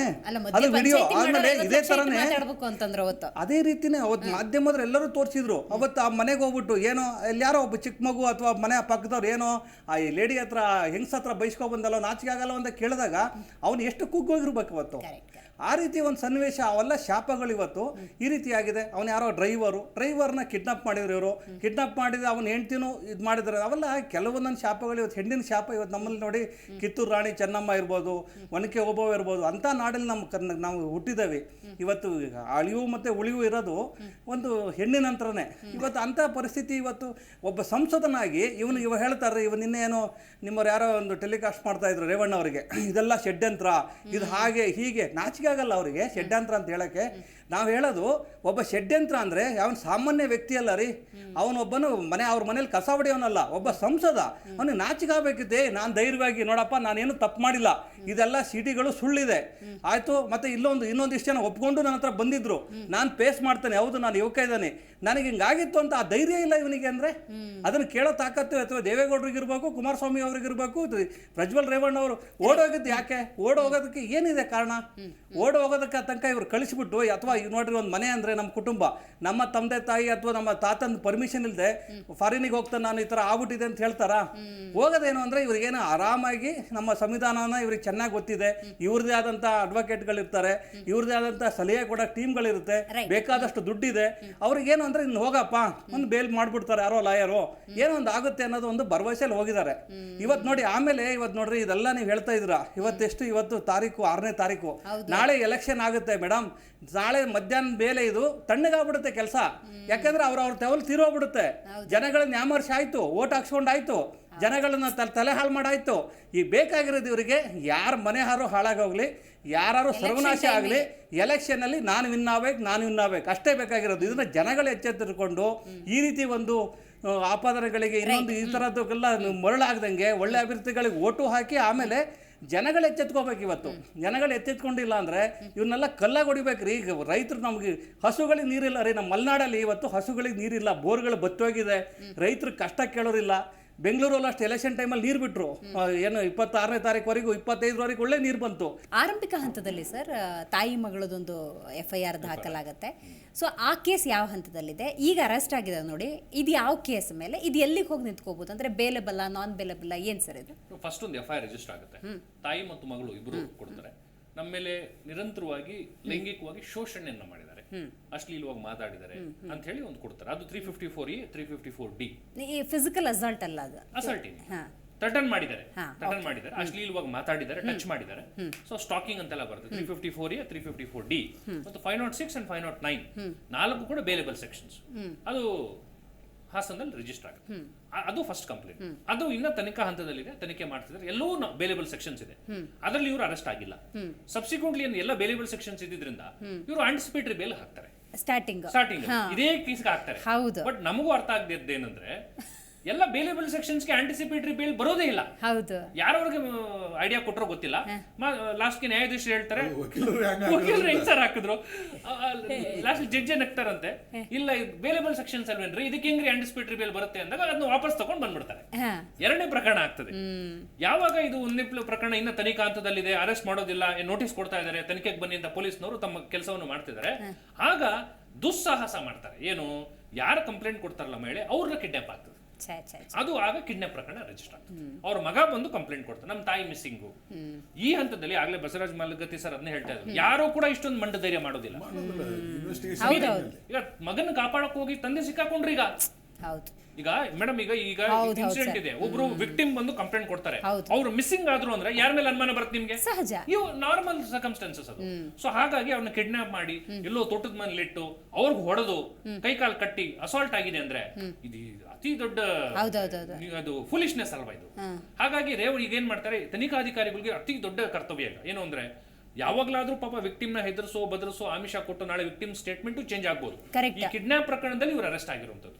ಹಾಗಾಗಿ ತನಿಖಾಧಿಕಾರಿಗಳು ಏನ್ ಮಾಡ್ತಾ ಇದ್ದಾರೆ, ಈಗ ತುಂಬಾ ಎಚ್ಚರಿಕೆಯಿಂದ ಹೆಜ್ಜೆ ಇಡ್ತಾ ಇದ್ದಾರೆ. ನಮ್ ಬರೀ ವಿಕ್ಟಿಮ್ ಹೇಳಿಕೆ ಮೇಲೆ ಮಾತ್ರ ಡಿಪೆಂಡ್ ಆಗ್ತಿಲ್ಲ, ಎಲ್ಲಾ ಸರ್ಕಮ್ಸ್ಟೆನ್ಷಿಯಲ್ ಎವಿಡೆನ್ಸ್ ಗಳನ್ನ ಕಲೆಕ್ಟ್ ಮಾಡ್ತಾರೆ. ಒಂದು, ರೇವಣ್ಣ ಅವ್ರ ಫೋನ್, ಯಾರಿಗಾದ್ರೂ ಫೋನ್ ಮಾಡಿ ಕಿಡ್ನಾಪ್ ಮಾಡಿಸಿರುವಂತದ್ದು, ಆ ಫೋನ್ ಕಾಲ್ ಎಲ್ಲಿಂದ ಶುರು ಆಯ್ತು, ಮತ್ತು ಅಕ್ಯೂಸ್ ನಂಬರ್ 2 ಸತೀಶ್ ಬಾಬಣ್ಣ ಅಂತ ಯಾರಿದಾನಲ್ಲ, ಅವ್ನು ಯಾರ ಆಜ್ಞೆ ಮೇಲೆ, ಯಾರ ಡೈರೆಕ್ಷನ್ ಮೇಲೆ ಈಕೆನ ಕರ್ಕೊಂಡು ಹೋದ, ತೋಟದ ಮನೇಲಿ ಇಟ್ಕೊಂಡು. ಯಾರು ಕೂಡ ತೋಟದ ಮನೇಲಿ ಸುಮ್ಮನೆ ಜಾಗ ಕೊಡಲ್ಲ, ಅವನಿಗೆ ಯಾರು ಫೋನ್ ಮಾಡಿದ್ರು, ತೋಟದ ಮನೇಲಿ ಈ ಮಹಿಳೆ ಇಟ್ಕೋ ಅಂತ ಯಾರು ಹೇಳಿದ್ರು, ಆಮೇಲೆ ಆಕೆಗೆ ಅಸಾಲ್ಟ್ ಮಾಡಿದ್ ಯಾರು, ಇದಕ್ಕೆಲ್ಲದಕ್ಕೂ ಕಿಂಗ್ ಪಿನ್ ಯಾರು, ಇವೆಲ್ಲ ಸರ್ಕಮ್ಸ್ಟೆನ್ಷಿಯಲ್ ಎವಿಡೆನ್ಸ್ ಗಳನ್ನೆಲ್ಲ SIT ಟೀಮ್ ನವರು ಕಲೆ ಹಾಕ್ತಾ ಇದೆ. ನಾಳೆ ದಿವಸ ಎಲ್ಲೂ ಕೂಡ ಎಲ್ಲ ಪಾಪ ಕಷ್ಟಪಟ್ಟು ಮಾಡಿ ವಿಕ್ಟಿಮ್ ಸ್ಟೇಟ್ಮೆಂಟ್ ಮೇಲೆ ಕರ್ಕೊಂಡು ಹೋಗಿ ನಿಲ್ಲಿಸಿ 164 ಸ್ಟೇಟ್ಮೆಂಟ್ ಮಾಡಿದ ಮೇಲೂ ಕೂಡ ಆಕೆಗೆ ಏನಾದ್ರು ಹೆದರ್ಸೋ ಆಮಿಷ ಕೊಟ್ಟು, ಇಲ್ಲ ನಂದು ಏನು ಇಲ್ಲ ಸ್ವಾಮಿ ಪೊಲೀಸ್ನವ್ರು ಹೇಳಿದ್ರು ಅಂತೇಳಿ, ಇದು ರೆಕಾರ್ಡಿಂಗ್ ಸ್ಟೇಟ್ಮೆಂಟ್ ಪಾಪ ಎಲ್ಲ ವಿಕ್ಟಿಮ್ಗಳು ಕೊನೆಯದಾಗ ಹಾಕೋದು ಪೊಲೀಸ್ನವರು. ಎಲ್ಲ ಪಾಪ ಕಷ್ಟಪಡೋರು ಪೊಲೀಸ್ ಅವರೇ, ಕೊನೆಯದಾಗ ಹಾಕೋದು ಅವ್ರ ಮೇಲೆ. ಸರ್ ಪೊಲೀಸ್ ಅವ್ರು ಹೇಳಿದ್ರು ಸರ್, ನಾನು ಸೈನ್ ಮಾಡ್ಬಿಟ್ಟೆ, ಹಿಂಗೆ ಹೇಳ್ಬಿಟ್ಟು ಕೇಸಿಂದ ಹೊರಗೆ ಬಂದ್ಬಿಡ್ತಾರೆ. ಹಾಗಾಗಿ ಈ ಸರಿ ಇವರು ಯಾವುದೇ ಚಾನ್ಸ್ ತಗೋತಿಲ್ಲ, SITಗೂ ಕೆಟ್ಟ ಹೆಸರು ಬರಬಾರ್ದು ಅಂತ ಹೇಳಿ ತುಂಬಾ ಇಂಟೆಲಿಜೆಂಟ್ ಆಗಿ, ತುಂಬಾ ಹಾನೆಸ್ಟ್ ಆಗಿ ಅವರು ಇನ್ವೆಸ್ಟಿಗೇಷನ್ ಮಾಡ್ತಾ ಇದ್ದಾರೆ. ಈ ಕಾಲ್ ರೆಕಾರ್ಡ್ ಟ್ರೇಸ್ ಆಗಿರುವಂತ ಕಾಲ್, ರೇವಣ್ಣ ಅವರು ನಾರ್ಮಲಿ ಪ್ರತಿಯೊಂದಕ್ಕೂ ಪ್ರೂಫ್ ರೆಡಿ ಮಾಡ್ಕೋತಾ ಇದ್ದಾರೆ. ಮತ್ತು ಸರ್ಕಮ್ಸ್ಟೆನ್ಸಸ್, ಈ ಮಹಿಳೆ ಕಂಪ್ಲೇಂಟ್ ಕೊಟ್ಟ ಮೇಲೆ ಯಾರ ಮೇಲೆ ಕಂಪ್ಲೇಂಟ್ ಕೊಟ್ಲು, ರೇವಣ್ಣ ಅವ್ರ ಮೇಲೆ ಕೊಟ್ಟು. ಕಿಡ್ನಾಪ್ ಆದಾಗ ಫಸ್ಟ್ ಆರೋಪ ಬರೋದು ಅವ್ರ ಮೇಲೆ, ಫಸ್ಟ್ ಅನುಮಾನ ಬರೋದು ಅವ್ರ ಮೇಲೆ. ರೇವಣ್ಣ ಹೆಂಗ್ ಮಾಡ್ಸಿರ್ಬೇಕು, ಇಲ್ಲ ಅವ್ರ ವೈಫ್ ಅವ್ರು ಮಾಡ್ಸಿರ್ಬೇಕು, ಅಥವಾ ಫ್ಯಾಮಿಲಿ ಯಾರೋ ಮಾಡ್ಸಿರ್ಬೇಕು. ಮತ್ತು ಯಾವ ಗೆಸ್ಟ್ ಹೌಸ್ ಅಲ್ಲಿ ಇಟ್ಟಿದ್ರು ಅಥವಾ ಯಾವ ಫಾರ್ಮ್ ಹೌಸ್ ಅಲ್ಲಿ ಇಟ್ಟಿದ್ರು, ರೇವಣ್ಣ ಅವ್ರ ಸೆಕ್ರೆಟರಿ ಫಾರ್ಮ್ ಹೌಸ್ ಅಲ್ಲಿ ಇಟ್ಟಿದ್ರು. ಇವೆಲ್ಲ ಎವಿಡೆನ್ಸ್ ಗಳು ಮತ್ತು ಕಾಲ್ ರೆಕಾರ್ಡ್ಸ್ ಗಳು ಮತ್ತು ಎಲ್ಲವನ್ನು ಕೂಡ ಕೂಲಂಕುಷವಾಗಿ ತಗೊಂಡು ಇನ್ವೆಸ್ಟಿಗೇಷನ್ ಬಹಳ ಇನ್ನ ನಿಧಾನ ನಡೀತಾ ಇದೆ. ಇನ್ವೆಸ್ಟಿಗೇಷನ್ ಬಹಳಷ್ಟು ಇನ್ನ ಪ್ರಾಸೆಸ್ ಇರೋದ್ರಿಂದ ಸದ್ಯಕ್ಕೆ ರೇವಣ್ಣವ್ರಿಗೆ ಬೇಲ್ ಸಿಗೋ ಚಾನ್ಸಸ್ ಇಲ್ಲ. ಮಲ್ಗತ್ತಿ ಸರ್ ಆಗ್ಲೇ ಹೇಳಿದ್ರು, ಇನ್ನೂ ಅನೇಕ ಮಾಜರ್ ಆಗ್ಬೇಕು, ಅಲ್ಲಿರೋ ಐಟಮ್ಸ್ ರಿಕವರಿ ಆಗ್ಬೇಕು, ಯಾವ ಹಗ್ಗದಲ್ಲಿ ಕಟ್ಟಿದ್ರು, ಹೇಗೆ ಹೊಡೆದ್ರು, ಅವೆಲ್ಲವನ್ನು ರಿಕವರಿ ಆಗ್ಬೇಕು. 14 ದಿವಸದವರೆಗೂ ಪೊಲೀಸ್ ಕಸ್ಟಡಿ. ಈಗ ಪ್ರತಿ ಇನ್ವೆಸ್ಟಿಗೇಷನ್ ಹಂತದಲ್ಲೂ ಕೂಡ ಸ್ಥಳ ಪರಿಶೀಲನೆ ಮಹಜರ್ ಪ್ರಕ್ರಿಯೆಯಲ್ಲಿ ಅವ್ರನ್ನ ಕರ್ಕೊಂಡು ಹೋಗ್ತಾರೆ. ಅಲ್ಲಿಂದ ರಿಕವರಿ ಮಾಡ್ಕೊಂತಾರೆ. ರಿಕವರ್ ಆಯ್ತು ಅಂದ್ರೆ ಸೆಕ್ಷನ್ 27 ನಲ್ಲಿ ಎವಿಡೆನ್ಸ್ ಆಕ್ಟ್ ಅಲ್ಲಿ ರಿಕವರಿ ಆಗಿದಂತ ತೋರಿಸ್ತಾರೆ, ಇವರ ಹೇಳಿಕೆ ಮೇಲೆ ರಿಕವರಿ ಆಗಿದೆ ಅಂತ ಹೇಳಿ. ಹಾಗಾಗಿ ಒಂದು ಮ್ಯಾಕ್ಸಿಮಮ್ ಅಂದ್ರೆ 14 ಡೇಸ್ ವರೆಗೂ ಪೊಲೀಸ್ ಕಸ್ಟಡಿ ಕೊಡಬಹುದು. ಈಗ ಸದ್ಯಕ್ಕೆ 4 ದಿವಸ ಕೊಟ್ಟಿದ್ದಾರೆ. ಈಗ 14ನೇ ದಿವಸ ಅಗೇನ್ ಬೇಕಾದ್ರೆ SIT ಹೋಗ್ಬಿಟ್ಟು ಇನ್ನೂ ಅವಶ್ಯಕತೆ ಇದೆ ಅಂತ ಮತ್ತು ಅವ್ರನ್ನ ಕಸ್ಟಡಿಗೆ ತಗೋಬಹುದು, ಕೇಳಬಹುದು, ಬಟ್ ಕೊಡೋದಿಲ್ಲ. The maximum time frame fix is only 14 days. 14 days ಒಳಗಡೆನೆ ಮುಗಿಸ್ಬೇಕು. ಯಾಕಂದ್ರೆ ಪೊಲೀಸ್ ಇವನ್ ಇಫ್ ರಿಕ್ವೈರ್ಡ್ ಅಂದ್ರೂ ಕೂಡ ಸ್ಪೆಷಲ್ ಪರ್ಮಿಷನ್ ತಗೋಬೇಕು ಮ್ಯಾಜಿಸ್ಟ್ರೇಟ್ ಮುಂದೆ. ಇನ್ನು ಅಡಿಷನಲ್ ಬೇಕು ಸ್ವಾಮಿ ಅಂತ ಹೇಳಿ ಕನ್ವಿನ್ಸ್ ಮಾಡಬೇಕು, ಜಸ್ಟಿಫಿಕೇಶನ್ ತಗೋಬೇಕು. ಸಾಮಾನ್ಯ ಇವನ್ ಮರ್ಡರ್ ಕೇಸಲ್ಲೂ ಅಷ್ಟೇ 14 ದಿವಸದ ಮೇಲೆ ಕೊಡೋದಿಲ್ಲ. That's the maximum 14 days in CRPC. Even extraordinary reason ಇದೆ, ಯಾರೋ ಅಪ್ಸ್ಕೊಂಡ್ ಆಗ್ಬಿಟ್ಟಿದ್ದಾರೆ ಅಥವಾ ಬೇರೆ ರಾಜ್ಯದಲ್ಲಿ ನಡೆದಿದೆ ಈ ಸಾಕ್ಷಿ ನಾಶದ ಪ್ರಯತ್ನಗಳಾಗಬಹುದು, ಅವಾಗ ಎಕ್ಸ್ಟ್ರಾ ಬೇಕು ನಮ್ಗೆ ಅಂತ ಹೇಳಿ JC ಕೊಟ್ಟು ಜುಡಿಷಿಯಲ್ ಕಸ್ಟಡಿ ಕೊಟ್ಟು ಆಮೇಲೆ ಮತ್ತೊಂದ್ಸಲ ಪೊಲೀಸ್ ಕಸ್ಟಡಿಗೆ ಮತ್ತೆ ರಿಕ್ವೆಸ್ಟ್ ಮಾಡ್ಕೊಂಡು ನ್ಯಾಯಾಧೀಶ ಮುಂದೆ ತಗೋಬಹುದು. ಹಾಗಾಗಿ ಪೊಲೀಸರಿಗೂ ಏನಾಗಿದೆ, ಟೈಮ್ ಲೈನ್ ಕೌಂಟಿಂಗ್ ಸ್ಟಾರ್ಟ್ ಆಗಿದೆ. ವಿತಿನ್ 14 ಡೇಸ್ ಒಳಗಡೆ ಏನ್ ಇನ್ವೆಸ್ಟಿಗೇಷನ್ ಮಾಡಬಹುದು ಮಾಡಲೇಬೇಕು. 4 ದಿವಸ ಕೊಟ್ಟಿದ್ದಾರೆ. ದೇರ್ ಆಫ್ಟರ್ ಜುಡಿಷಿಯಲ್ ಕಸ್ಟಡಿ ಅಥವಾ ಪೊಲೀಸ್ ಕಸ್ಟಡಿ. Right sir. ಈ ಪ್ರಕರಣದಲ್ಲಿ ಆರಂಭದಲ್ಲಿ 2 ಅಂದ್ರೆ ತಾಯಿ ಮಗಳು ಬರ್ತಾರೆ, ಆಮೇಲೆ 3 ಆ್ಯಡ್ ಆಗ್ತಾರೆ ಸಂತ್ರಸ್ತರು, ಆಮೇಲೆ 5 ಜನ. ಇವಾಗ ನೋಡಿ ಹೆಲ್ಪ್ ಲೈನ್ ಸ್ಟಾರ್ಟ್ ಆದ್ಮೇಲೆ 9 ಹೆಣ್ಮಕ್ಳು ಕಾಲ್ ಮಾಡಿದ್ದಾರೆ. ಅಂದರೆ ಇದು ಒಂದು ಪಕ್ಷ ಪ್ರಜ್ವಲ್ ರೇವಣ್ಣನ ವಶ ಪಡ್ಕೊಂಡ್ರೆ ಇನ್ನೂ ಲಿಸ್ಟ್ ಜಾಸ್ತಿ ಆಗ್ಬೋದೇನೋ. ಬಟ್ ನೀವು ಇನ್ವೆಸ್ಟಿಗೇಷನ್ ಎಲ್ಲ ಮಾಡಬೇಕಾದ್ರೆ ಹೆಂಗೆ ಸರ್ ಇದನ್ನು ಜೆನ್ಯೂನ್ ಅಲ್ಲ ಅಂತ ಪರಿಗಣಿಸ್ತೀರಿ? ಯಾಕಂತ ಹೇಳಿದ್ರೆ ರಾಜಕೀಯ ಷಡ್ಯಂತ್ರ ಇದೆಯೋ ಇಲ್ವೋ ಆ ವಾಸನೆ ಕೂಡ ಇರೋದ್ರಿಂದಾಗಿ ಜೊಳ್ಳು ಕಾಲ್ಸು ಬರ್ಬೋದು. ಆದರೆ ನನ್ನ ಮೇಲೆ ಹಿಂಗಾಗಿದೆ ಅಂತ ಕೆಲವರು ಸುಮ್ಮನೆ ಕಾಲ್ ಮಾಡ್ಬೋದು. ಇದನ್ನು ಹೆಂಗೆ ನೀವು ಪರಿಶೀಲಿಸ್ತೀರಿ? ಮೇಡಮ್ ಇದರಲ್ಲಿ 3,700 ಅಂತೇನೋ ಫಿಗರ್ ಹೇಳ್ತಾರೆ. 2,796. ನಿಜಾನೋ ಸುಳ್ಳು ಅದು ಇನ್ನೂ ತನಿಖೆಯಲ್ಲಿ ಗೊತ್ತಾಗಬಹುದು. ಅದು ಎಕ್ಸಾಕ್ಟ್ ಇರಬಹುದು ಅಲ್ಲ ವಿಡಿಯೋಸ್ ಮತ್ತೆ ಸ್ಕ್ರೀನ್ ಶಾಟ್ಸ್ ಎಲ್ಲ ಸೇರಿ ಇಷ್ಟು ಡಿಜಿಟ್ ಅಂತ ಹೇಳ್ತಾರೆ. ಬಟ್ ಅದರಲ್ಲಿ ಯಾವ ಜುನೂನ್ ಕೇಸು ಕೆಲವೊಂದಷ್ಟು ಒಂದು ಸಾವಿರಾರು ಗಟ್ಟಲೆ ಇರುವಾಗ ಒಂದು 10-20 ಹೊಂಡೆ ಹೊಣ್ತವೆ ಅಷ್ಟು. ಅವ್ರಿಗೆ ವಿಪರೀತ ಈಗ ಒಬ್ಬರು ಕಂಪ್ಲೇಂಟ್ ಕೊಟ್ಟ ಮೇಲೆ ಇನ್ನೊಬ್ಬರಿಗೆ ಧೈರ್ಯ ಬರ್ತದೆ. ಪೊಲೀಸರು ಆಶ್ವಾಸನೆ ಕೊಡ್ತಾರೆ, ಪೊಲೀಸರು ನಾವು ರಕ್ಷಣೆ ಕೊಡ್ತೀವಿ, ಬನ್ನಿ ನೀವಿದ್ದಲ್ಲಿಗೆ ಬಂದು ನಾವು ಕಂಪ್ಲೇಂಟ್ ತಗೋತೀವಿ, ನೀವು ಇಲ್ಲಿ ಬಂದು ಕಂಪ್ಲೇಂಟ್ ಕೊಡೋದೇನು ಅವಶ್ಯಕತೆ ಇಲ್ಲ, ನಮ್ಮವರೇ ಬಂದು ನಿಮ್ದು ಕಂಪ್ಲೇಂಟ್ ತಗೋತಾರೆ, ನಿಮ್ದು ಹೆಸರನ್ನ ಗೌಪ್ಯವಾಗಿ ಇಡ್ತೇವೆ, ಏನು ತೊಂದರೆ ಯಾವುದೇ ರೀತಿ ತೊಂದರೆ ಅಲ್ಲದೆ ನೋಡ್ಕೋತೇವೆ, ನೀವು ಧೈರ್ಯವಾಗಿ ಬನ್ನಿ ಅಂತ ಅವ್ರಿಗೆ ಆಶ್ವಾಸನೆ ಕೊಟ್ಟಿದ್ದಾರೆ. ಆ ಪ್ರಕಾರ ಸುಮಾರು ಮಂದಿ ಫೋನ್ ಮಾಡಿದಾರಂತೆ. ರಕ್ಷಣೆ ಅಂದ್ರೆ ಎಲ್ಲಿ ತನಕ ಸರ್ ಮಾಡ್ತಾರೆ? ಅವರು ಎಲ್ಲ ಕಂಪ್ಲೀಟ್ ಕೇಸ್ ಡಿಸ್ಪೋಸ್ ಆಗೋರಿಗೆ ರಕ್ಷಣೆ ಕೊಡ್ತಾರೆ. ಹೌದು, ಈ ಕನ್ಸರ್ನ್ ಪೊಲೀಸ್ ಸ್ಟೇಷನ್ದಲ್ಲಿ ಯಾವ ಲಿಮಿಟ್ ಅಲ್ಲ. ನನ್ಗೆ ಆತಂಕ ಏನಾಗಿತ್ತು ಅಂದ್ರೆ ಪ್ರಕರಣ ಇನ್ನು ನಡೀತಾ ಇದ್ದಾಗಲೇ ಕಿಡ್ನಾಪ್ ಮಾಡಿಸೋ ಧೈರ್ಯ ಮಾಡ್ತಾರೆ ಅನ್ನೋದಾದ್ರೆ ಇದು ಡಿಸ್ಪೋಸ್ ನೋಡಿ. ಅದ ನನಗೂ ಅದೇ ಬಂಡತನ ಅಂದ್ರೆ ಯಾವ ಮೂರ್ಖನೂ ಮಾಡೋದಿಲ್ಲ ಈ ತರ. ಕೇಸ್ ತನಿಖೆ ಹಂತದಲ್ಲಿರುವಾಗ ಕಿಡ್ನಾಪ್ ಯಾರು ವಿಕ್ಟಿಮ್ ಅನ್ನ ತಗೊಂಡೋಗಿ ಹೆದರ್ಸೋದು ಬೆದರ್ಸೋದು ಯಾರು ಮಾಡೋದಿಲ್ಲ. ಎಲ್ಲ ಚಾರ್ಜ್ ಶೀಟ್ ಆದ್ಮೇಲೆ ಕೋರ್ಟ್ ನಲ್ಲಿ ಪ್ರೊಸೆಸ್ ಸ್ಟಾರ್ಟ್ ಆದಾಗ ಅವಾಗ ಶುರು ಮಾಡ್ತಾರೆ. ಎಲ್ಲ ಜನ ಮರ್ತಿರ್ತಾರೆ, ಎಲ್ಲರೂ ಪೊಲೀಸರು ತಮ್ಮ ಪಾಡಿ ತಾವು ಇರ್ತಾರೆ. ಅವಾಗ ಇವ್ರನ್ನ ಇಂಡೈರೆಕ್ಟ್ ಆಗಿ ಅವ್ರು ಯಾರು ಮಾತು ಕೇಳ್ತಾರೆ, ಯಾರು ಸಮಾಜದವರು, ಅವ್ರು ಯಾವ ಸಮಾಜದವರು, ಆ ಸಮಾಜದ ಹಿರಿಯರಿಂದ ಒತ್ತಡ ಏರಿಸಿ ಆಗಿದ್ದಾಗಿದೆ, ಹೋಗಿದೆ, ಇಷ್ಟು ದುಡ್ಡು ಕೊಡ್ತೇವೆ, ಅದು ಮಾಡ್ತೇವೆ, ಇದು ಮಾಡ್ತೇವೆ, ಏನಾದ್ರೂ ಆಶೆ ಆಮಿಷ ಒಡ್ಡಿ ಅವಾಗ ರಾಜಿ ಮಾಡ್ಲಿಕ್ಕೆ ಪ್ರಯತ್ನ ಮಾಡ್ತಾರೆ. ಅಥವಾ ಎಲ್ಲದಕ್ಕೂ ಮುಗಿದು ಕೇಳಿದ್ರೆ ನಿಮಗೆ ಹೆದರ್ಸ್ತೇವೆ, ಬದರ್ಸೋದು ಅದು ಮಾಡ್ತಾರೆ. ಗುಂಡಾಗಳಿಗೆ ಹೆಚ್ಚಿ ಅದನ್ನು ಮಾಡ್ತಾರೆ. ಅನೇಕ ಪ್ರಕರಣ ನೋಡಿದೀವಿ ನಾವು, ಇಂಥ ಅನೇಕ ಆಗಿದಾವೆ. ಕೋರ್ಟ್ ಆವರಣದಲ್ಲಿನೇ ಮರ್ಡರ್ ಮಾಡಿದಂಥ ಸಂದರ್ಭ ಇದಾವೆ. ನಮ್ಮ ವಿರುದ್ಧ ವಿಟ್ನೆಸ್ ಹೇಳ್ತೀಯ ಅಂತ ತಿಳ್ಕೊಂಡು ಸಾಕ್ಷಿ ಹೇಳಿ ಹೋಗುವಾಗಲೇ ಹೊಡೆದಾರೆ. ಅಂಥ ಪ್ರಕರಣಗಳು ಆಗಿದ್ದಾವೆ. ಬಟ್ ಇದು ಸೋಕಾಲ್ಡ್ ಪ್ರೆಸ್ಟೀಜಿಯಸ್ ಫ್ಯಾಮಿಲಿಯವರು ಈ ಥರ ಮಾಡೋದು ಭಾಳ ಅನ್ಯಾಯ. ಇದರಿಂದ ಏನಾಗ್ತದೆ, ನೀವು ಹೇಳಿದಾಗೆ ಈ ಹೆದರ್ಸೋದು ಬೆಳೆಸಿದ್ರೆ ಮುಂದೆ ಬರುವಂಥ ಕಂಪ್ಲೇಂಟ್ಗಳು ಬರಬಾರ್ದು ಅನ್ನೋ ಉದ್ದೇಶನೂ ಇದ್ರೂ ಇರ್ಬೋದು. ಈ ತರ ಒಂದು ಕಿಡ್ನಾಪ್ ಮಾಡಿಸಿದ್ರೆ ಯಾರು ಮುಂದೆ ಯಾರು ಬಂದು ಹೆದರಿಕೆಯಿಂದ ಕಂಪ್ಲೇಂಟ್ ಕೊಡೋದಲ್ಲ ಅನ್ನೋ ಭಾವನೆ ಅವರಲ್ಲಿ ಇರಬೇಕು. ಬಟ್ ಅದೇನು ವರ್ಕೌಟ್ ಆಗೋದಿಲ್ಲ. ರಕ್ಷಣೆ ಕೊಡ್ತೇವೆ ಅಂತ ಆಶ್ವಾಸನೆ ಕೊಟ್ರೆ ಯಾರಾದ್ರೂ ಬಂದೇ ಬರ್ತಾರೆ. ಮತ್ತೆ ಇನ್ನೊಂದು ಏನಾಗಿದೆ ಅಂದ್ರೆ, ಅವರು DC ಅವರು ಒಂದು ಮಾತನ್ನ ಹೇಳಿದ್ರು, ಇದು ಪಾಪದ ಕೂಡ ತುಂಬಿದೆ ಅಂತ. ನೋಡಿ, ಆರ್ಡಿನರಿ ಪೀಪಲ್ ಮಾತಾಡೋದು ಬೇರೆ, ಜನಸಾಮಾನ್ಯರು ಹೇಳೋದು ಬೇರೆ. ಒಬ್ಬರು ಜಿಲ್ಲಾ ಮ್ಯಾಜಿಸ್ಟ್ರೇಟ್, ಡಿಸ್ಟಿಕ್ ಕಲೆಕ್ಟರ್ ಪಾಪದ ಕೂಡ ತುಂಬಿದ ಮೇಲೆ ಅಂತ ಹೇಳುವಾಗ ವರ್ಡ್ ಹೇಳಬೇಕಾದ್ರೆ ಅದೇ ಆಫೀಸರ್ ಎಷ್ಟೊಂದು ಟಾರ್ಚರ್ ಒಳಗಾಗಿರ್ಬೋದು, ಅಥವಾ ಯಾವ ರೀತಿ ಅವರಿಗೆ ಮೆಂಟಲ್ ಹರಾಸ್ಮೆಂಟ್ ಆಗಿರ್ಬೋದು, ಯಾವ ರೀತಿ ಅಡ್ಮಿನಿಸ್ಟ್ರೇಷನ್ ಅವ್ರಿಗೆ ತೊಂದರೆ ಆಗಿರ್ಬೋದು. ಅಂದ್ರೆ ಯಾಕೆ ಇಷ್ಟು ದಿವಸ ಧ್ವನಿ ಎತ್ತಲಿಲ್ಲ ಅನ್ನೋ ಅಲ್ಲ, ಧೈರ್ಯನೇ ಇಲ್ಲ. ಅದು ಯಾರಿಗೂ ಧೈರ್ಯನೇ ಇಲ್ಲ. ಆ ಥರ ಅಲ್ಲಿ ಏನದು, ಇಲ್ಲಿ ಹ್ಯಾಂಗೆ ನಾವು ಬಳ್ಳಾರಿ ಇದು ಅಂತಿದ್ದೀವಿ ಜನದ ರೆಡ್ಡಿ ಇದ್ದಾಗೆ, ಹಾಗೆ ಅದು ಹಾಸನ ರಿಪಬ್ಲಿಕ್ ಇದು ಆಗ್ಬಿಟ್ಟಿದೆ. ಸರ್, ಗೌಪ್ಯತೆ ವಿಷಯಕ್ಕೆ ಬರೋದಾದ್ರೆ, ಈಗ ನೀವೇನೇ ಅಂದ್ರೂ ನೋಡಿ, ಈಗ ಹಬ್ಬಬ್ಬ ಅಂದ್ರೆ ಮಾಸ್ಕ್ ಹಾಕೊಂಡು ಹೆಣ್ಮಕ್ಳು ಬರ್ತಾರೆ ಅನ್ನೋದು ಬಿಟ್ರಿ, ಶಾಲೆಲ್ಲ ಸುತ್ತಕೊಂಡು, ಇದೇ ಹೆಣ್ಮಗಳಲ್ಲ ಅಂತ ಹೆಂಗ್ ಗೌಪ್ಯತೆ ಕಾಪಾಡಕ್ ಸಾಧ್ಯ ಆಗುತ್ತೆ ಇನ್ವೆಸ್ಟಿಗೇಷನ್ ಅಲ್ಲಿ? ಆಗ್ತದೆ. ಇವನ್ ತನಿಖೆಯಲ್ಲಿ ನಾವು ಗೌಪ್ಯತೆಯನ್ನು ಕಾಪಾಡ್ತೇವೆ. ಈಗ ಸ್ಥಳ ಮಹಾಜರಿಗೆಲ್ಲ ಹೆಣ್ಮಗಳನ್ನ ಕರ್ಕೊಂಡು ಹೋಗ್ತೇವೆ ಮೇಡಮ್, ಬಸ್ತಿಯಲ್ಲಿ ಮಾಡ್ತೇವೆ, ಗೊತ್ತಲ್ಲದಂಗೆ ಮಾಡ್ತೇವೆ, ರಾತ್ರಿ ಹೋಗಿ ಪಂಚನಾಮ ಮಾಡ್ತೇವೆ, ಜನರಿಗೆ ನೋಡ್ಲಾರ್ದಂಗೆ ಪಂಚನಾಮ ಮಾಡ್ತೇವೆ. ಅವ್ರಿಗೆ ಯಾವುದೇ ರೀತಿ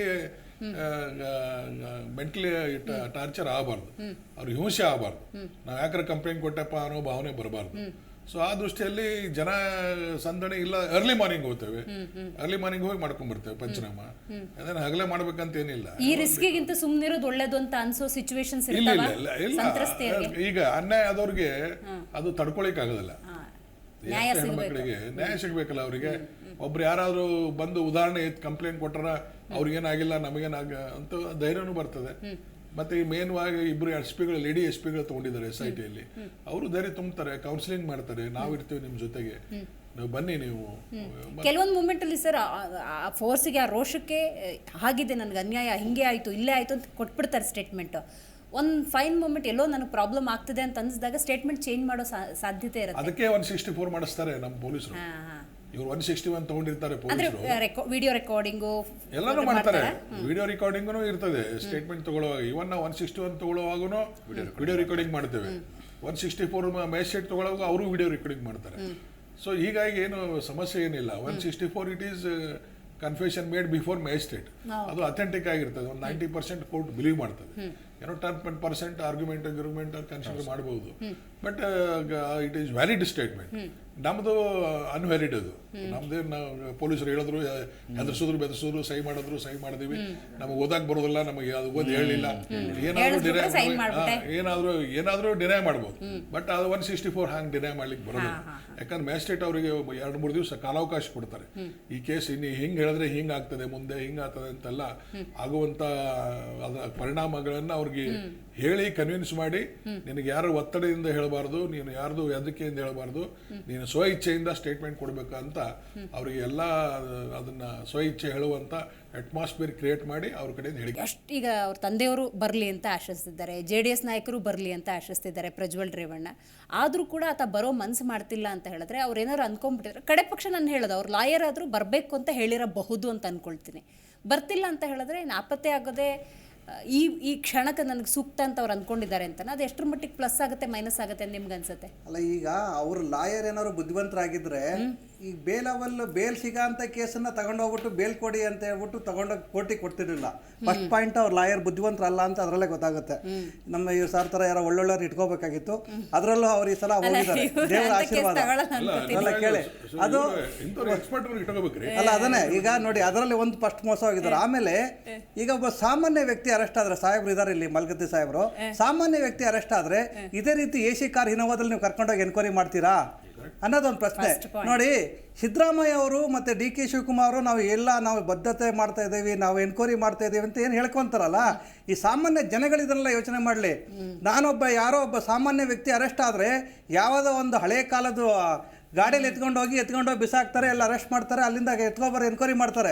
ಇವತ್ತು ನಾವು ಪ್ರತಿದಿನ ಅರೆಸ್ಟ್ ಆದಾಗಲೇ ಅವ್ರ ಮನೆಯಿಂದ ಏನು ಮಾಜಿ ಪ್ರಧಾನಮಂತ್ರಿ ಅವ್ರ ಮನೆಯಿಂದ ಏನು ಅರೆಸ್ಟ್ ಆದರೂ ಇಲ್ಲಿವರೆಗೂ ಹಿನೋವಾ ಕಾರು ಗ್ಲಾಸ್ ಏರಿಸಿಕೊಂಡು AC ಹಾಕೊಂಡು ಕರ್ಕೊಂಡು ಹೋಗ್ತಾರೆ. ಇದರಲ್ಲಿ ಅಡ್ಜಸ್ಟ್ಮೆಂಟ್ ಇಲ್ಲ ಸರ್ಕಾರದ್ದು ಅಂತ ನೀವು ಹೇಗೆ ಹೇಳ್ತೀರಾ? ಇದು ಅಡ್ಜಸ್ಟ್ಮೆಂಟ್, ಇದು ರಾಜಕೀಯ. ಆಮೇಲೆ ನೋಡಿ, ಇವತ್ತು ಎಷ್ಟು ಎಲ್ಲಿ ತನಕ ಎಲೆಕ್ಷನ್ ಆಗೋ ತನಕ ಅವರೆಲ್ಲ ಶಾಮೀಲ್ ಆಗವ್ರೆ. ಈಗ ಆ್ಯಕ್ಚುಲಿ ಒಂದು ನ್ಯೂಸ್ ಪ್ರಕಾರ ರೇವಣ್ಣ ಅವರು ಕಾಂಗ್ರೆಸ್ಸಿಗೆ ಹೋಗೋದಕ್ಕೆ ಮಾತುಕತೆ ಎಲ್ಲ ಆಗೋಗಿತ್ತು, 11 ಜನ MLA ಕರ್ಕೊಂಡು ಅಂತಲೂ ಅದೊಂದು ಗುಮಾನಿ ಜನಗಳು ಮಾತಾಡ್ಕೊಂತಾರೆ. ಆಮೇಲೆ ನೋಡಿ, ಇವತ್ತು ಹಾಸನ ಅಂದ ತಕ್ಷಣ ನೀವೆಲ್ಲ ಹಾಸನ ಬಿಜೆಪಿ ಜೊತೆನೂ ಮೈತ್ರಿ, ಈ ಕಡೆ ರೇವಣ್ಣ ಹಿಂಗೆ ಹೊರಟ್ರೆ ಅಲ್ಲ, ಅದು ಅವರು ಅದು ನೋಡಿ, ಹಾಸನ ಇವತ್ತು ಎಷ್ಟು ಅಲ್ಲಿ ಒಂದು ಇದು ಅಂತಂದರೆ, ನಿಮಗೆ ಹಾಸನ ಬೆಂಗಳೂರು ಹೈವೇಗೆ ಬನ್ನಿ, ಒಂದು ಕಾನೂನು ಪ್ರಕಾರ 60 ಕಿಲೋಮೀಟ್ರಿಗೆ ಒಂದು ಟೋಲ್ ಬರಬೇಕು. ಆದರೆ ಶಾಂತಿ ಗ್ರಾಮದಲ್ಲಿ ನಿಮಗೆ 10 ಕಿಲೋಮೀಟರ್ ಟೋಲ್ ಇದೆ. ಅದು ಸಮೇತ ರೇವಣ್ಣ ಅವ್ರದ್ದು ಒಂದು ಮಾಫಿಯಾ ಅಂತ ಹೇಳ್ಬಿಟ್ಟು ಜನಗಳು ಮಾತಾಡ್ತಾರೆ, ಅಲ್ಲಿ ಗಲಾಟೆಗಳಾಗಿದೆ. ಈ ಥರದ್ದು ಎನ್ಕ್ವೈರಿಗಳಾಗಲಿ, ಹೇಗೋ ಆಗಿದೆ. ಹಾಸನದ್ದೇ ಪೂರ್ತಿ ಒಂದು ಎನ್ಕ್ವೈರಿ ಟೀಮ್ ಮಾಡಲಿ. ಇವತ್ತು ಯಾರು ಪಾಪ ಅಲ್ಲಿ ರೈತರಾಗಲಿ, ನಾವೇ ಕಾರ್ಗಳು ತಗೊಂಡು ಹೋಗಲಿ, ಧರ್ಮಸ್ಥಳ ಹೋಗಬೇಕು, ಮಂಗಳೂರು ಹೋಗಬೇಕು ಅಂದರೆ 10 ಕಿಲೋಮೀಟ್ರಿಗೆ ಒಂದು ಟೋಲ್ ಇದ್ದಾರೆ. ಇವತ್ತು ಮೈಸೂರು ರೋಡ್ದು ಇಷ್ಟು ದೊಡ್ಡದಾಗಿ ಎಲ್ಲ ಒಂದು ಮಾಡಿದ್ರು, ನಾವು ಆಗಿದೆ ಹೀಗಿದೆ ಅಪಘಾತ ಆಗ್ತವೆ ಅಂತ ಹೇಳಿದ್ರು. ಆದರೆ ಯಾಕೆ ಒಬ್ಬರೂ ಸಮೇತ ಹಾಸನ ಶಾಂತಿ ಗ್ರಾಮದ ಟೋಲು ಮತ್ತು ಈ ಕಡೆ ಒಂದು ಇರೋ ಟೋಲಿಗೆ ಯಾಕೆ ಯಾರು ಧ್ವನಿ ಎತ್ತಾ ಇಲ್ಲ? ಅಂದರೆ ಅಷ್ಟು ಬಲಾಢ್ಯ ಇವತ್ತು ಹಾಸನದ ಬಗ್ಗೆ ಅವ್ರ ಬಗ್ಗೆ ಧ್ವನಿ ಎತ್ತಿದ ತಕ್ಷಣ ಒಂದು ಜನಗಳು ಹೆದರ್ಕೊಂತಾರೆ, ಮಂತ್ರ ಮಾಡ್ತಾರೆ, ನಿಂಬೆಹಣ್ಣು ಹಾಕ್ತಾರೆ, ಅಥವಾ ಅಧಿಕಾರಿಗಳಂತ ಇನ್ನೊಂದು ಮಾಡ್ತಾರೆ ಅಂತ ಭಯನೋ ಅಥವಾ ಗೊತ್ತಿಲ್ಲ. ಇವೆಲ್ಲ ಎನ್ಕ್ವೈರಿಗಳು ಆಗಬೇಕು ಅಂತ ನಾವೆಲ್ಲ ಜನಸಾಮಾನ್ಯರು ಕೇಳ್ಕೊತಾ ಇದ್ದೇವೆ. ಇವತ್ತು ನೋಡಿ ಹೆಂಗೆ ಅಂದರೆ, ಈಗ ಅಧಿಕಾರಿಗಳು ನೋಡಿ, ಅವ್ರ ಕಾರಲ್ಲಿ ಕುತ್ಕೊಂಡು ಎಷ್ಟು ಕ್ಲೀನಾಗಿ ಮಾತಾಡಿಕೊಂಡು, ಮಾಧ್ಯಮದವ್ರು ಮಾತಾಡಿಕೊಂಡು, ಯಾರಾದರೂ ಒಬ್ಬ ನಾರ್ಮಲ್ ವ್ಯಕ್ತಿ ಅರೆಸ್ಟ್ ಆದರೆ ಈ ರೀತಿ ಫ್ರೀಡಮ್ ಕೊಡ್ತೀರಾ ಪೊಲೀಸ್ ಅವರೇ? ನಾವು ಇದನ್ನು ಪ್ರಶ್ನೆ ಮಾಡಬೇಕಾಗಿದೆ. ಖಂಡಿತ ಒಪ್ಕೊಂಡೆ ನಾನು ಹೇಳೋದನ್ನ. ಅದನ್ನೇ ನಮ್ದು ಕಾನೂನು ಇರೋದು, ಕಚೇರಿ ಇರೋದು, ಪೊಲೀಸರಿಗೆ ಇರೋದು, ಶ್ರೀಮಂತರಿಗೆ ಒಂದು, ಪಾಪದವ್ರಿಗೆ ಒಂದು. ಅಲ್ಲ, ಅದನ್ನ ಆಗ್ಬಾರ್ದಲ್ಲ ಸರ್. ನಮ್ಮ ಸಂವಿಧಾನ ಅನ್ನೋದು ಎಲ್ಲರಿಗೂ ಇರ್ಬೇಕಲ್ಲ. ಬಲಾಢ್ಯರಿಗಿದ್ದಾವಾಗ ಮತ್ತೆ ಯಾಕೆ ಇದನ್ನ ಪ್ರಸಾರ ಮಾಡ್ತೀರಾ? ಯಾಕೆ ಅರೆಸ್ಟ್ ಮಾಡ್ತೀರಾ? ಇವತ್ತು ಈ ರೀತಿ ಒಂದು ನೋಡಿ, ಏನಲ್ಲ 2,800 ಜನ ಇದ್ದಾರೆ ಲೇಡೀಸ್ಗಳು, ಮುಂದೆ ಬರಬೇಕು ಅಂದವ್ರು ಸಹ ಅವ್ರಿಗೆ ಹೇಳ್ತಾರೆ, ನೀನ್ ಏನಮ್ಮ ಇದು ಹೊರಗಡೆ ಇರೋರು ಅವ್ರ ಕುಟುಂಬದವ್ರು ಹೇಳ್ತಾರೆ, ಏನಮ್ಮ ಕಂಪ್ಲೇಂಟ್ ಮಾಡಿ ಏನ್ ಮಾಡ್ಕೊಂತೀಯಾ? ನಮ್ಮ ಯಜಮಾನ್ರು ಇಲ್ಲೂ ಇನ್ನೋವಾ ಕಾರಲ್ಲಿ ಓಡಾಡೋರು, ಅಲ್ಲೂ ಕಾರಲ್ಲಿ ಓಡಾಡವ್ರೆ, ಅದೇ ಲುಂಗಿ ಅದೇ ಪಂಚೆ ಹಾಕೊಂಡಿದ್ದಾರೆ, ಅದೇ ಊಟ ಕೊಡ್ತಾವ್ರೆ. ಈಗ ಎಷ್ಟು ಜನ ನಮ್ಮ ಹತ್ರನೂ ಗನ್ಮ್ಯಾನ್ಗಳು ಮುಂಚೆ ಇದ್ರು ಪೊಲೀಸ್ ಅವರು, ಇವಾಗ ಒಂದು ಎಕ್ಸ್ಟ್ರಾ ಗನ್ಮ್ಯಾನ್ಗಳಾಗಿ ನಮ್ಮನ್ನು ಕರ್ಕೊಂಡು ಹೋಗ್ತಾರೆ. ನೀನೇನು ಮಾಡ್ಕೊಳಕ್ಕಾಗುತ್ತೆ ಅಂದಾಗ ಅವ್ರ ಪಾಪ ಯಾರೇ ಧೈರ್ಯ ಮಾಡಲ್ಲ ಇವತ್ತು. ಈಗ ಸಾಹೇಬ್ರು ಹೇಳ್ದಂಗೆ ಇವತ್ತೆಲ್ಲ ಆಗುತ್ತೆ, ಎನ್ಕ್ವೈರಿಗಳೆಲ್ಲ ಆಗುತ್ತೆ, ಇನ್ನೇನೆಲ್ಲ ಇದು ಮರ್ತೋಗ್ತಾವೆ ಮಾಧ್ಯಮಗಳು. ಅವಾಗ ಅವ್ರು ಒಬ್ಬೊಬ್ಬರನ್ನೇ ತೊಂದರೆ ಕೊಡ್ತಾರೆ. ಈಗ ಅವ್ರನ್ನೇ ಕಿಡ್ನಾಪ್ ಮಾಡಬೇಕು ಅಂತ ಇಲ್ಲ, ಅವ್ರಿಗೆ ಮಕ್ಕಳು, ಮೊಮ್ಮಕ್ಕಳು, ಗಂಡ ಯಾರು ಇರ್ತಾರೆ ಅಂಥವ್ರನ್ನ ಕಿಡ್ನಾಪ್ ಮಾಡ್ತಾರೆ ಇವರು. ಈಗೆಲ್ಲ ಗೊತ್ತಾಯ್ತು ಅವರಿಗೆ, ಯಾರನ್ನ ಮಾಡಿದ್ರೆ ನನಗೆ ತೊಂದರೆ ಆಗುತ್ತೆ ಅನ್ನೋದು. ಇದೆಲ್ಲ ಅವ್ರಿಗೂ ಗೈಡೆನ್ಸ್ ಮಾಡ್ತಾರೆ. ಇವತ್ತು ನೋಡಿ, ಈ ರೀತಿ ಈ ಸರ್ಕಾರಗಳು ಇವೆಲ್ಲ ಎಲ್ಲ ರಾಜಕೀಯದವರಲ್ಲ, ಇವೆಲ್ಲ ಒಂದೇ ದೋಣಿ ಕಳ್ಳರು. ಇಲ್ಲಿ ಬಲಿಪಶು ಆಗ್ತಾ ಇರೋದು ನಮ್ಮ ಜನಗಳು. ನಮ್ಮ ಕರ್ನಾಟಕ ಇವತ್ತು ಹೆಂಗಾಗಿದೆ ಅಂದ್ರೆ ಸರ್, ಇವತ್ತು ಮಕ್ಕಳು ಮುರಿ ಮುಂದೆ ನಾವು ಟಿವಿ ನೋಡಕ್ ಆಗ್ತಾ ಇಲ್ಲ. ನೀವು ನಂಬಲ್ಲ, ನಾವು 2-3 ದಿನದಿಂದ ಅದೇನೋ ಅಮೆಜಾನ್ ಪಿಕ್ಚರ್ಗಳು ನೋಡ್ತಾ ಇದ್ದೇವೆ. ಟಿವಿನ ಆನ್ ಮಾಡಕ್ ಆಗ್ತಾ ಇಲ್ಲ. ನಾವಿಲ್ಲಿ ಟಿವಿಯಲ್ಲಿ ಮಾತಾಡ್ತೇವೆ, ಟಿವಿ ನೋಡಿದ್ರೆ ನಮ್ಮ ಮಕ್ಕಳುಗಳು ಕೇಳ್ತಾರೆ, ಪಪ್ಪ ಏನದು ಇದು ಅಂದ್ರೆ ರೇಪ್ ಅಂದ್ರೆ ಏನು, ಈ CD ಅಂದ್ರೆ ಏನು. ಇವತ್ತೆಲ್ಲ ಮಕ್ಕಳುಗಳಲ್ಲಿ ಯೂಟ್ಯೂಬ್ಗಳಿದ್ದಾವೆ, ಮೊಬೈಲ್ಗಳು ಕೊಡ್ಸಿದ್ದೇವೆ. ಕೊರೋನಾ ಬಂದಾಗ ಆನ್ಲೈನ್ ಕ್ಲಾಸ್ಗಳಿಗೆ ಅವ್ರಿಗೆ ಕೊಡ್ಲೇಬೇಕಿತ್ತು.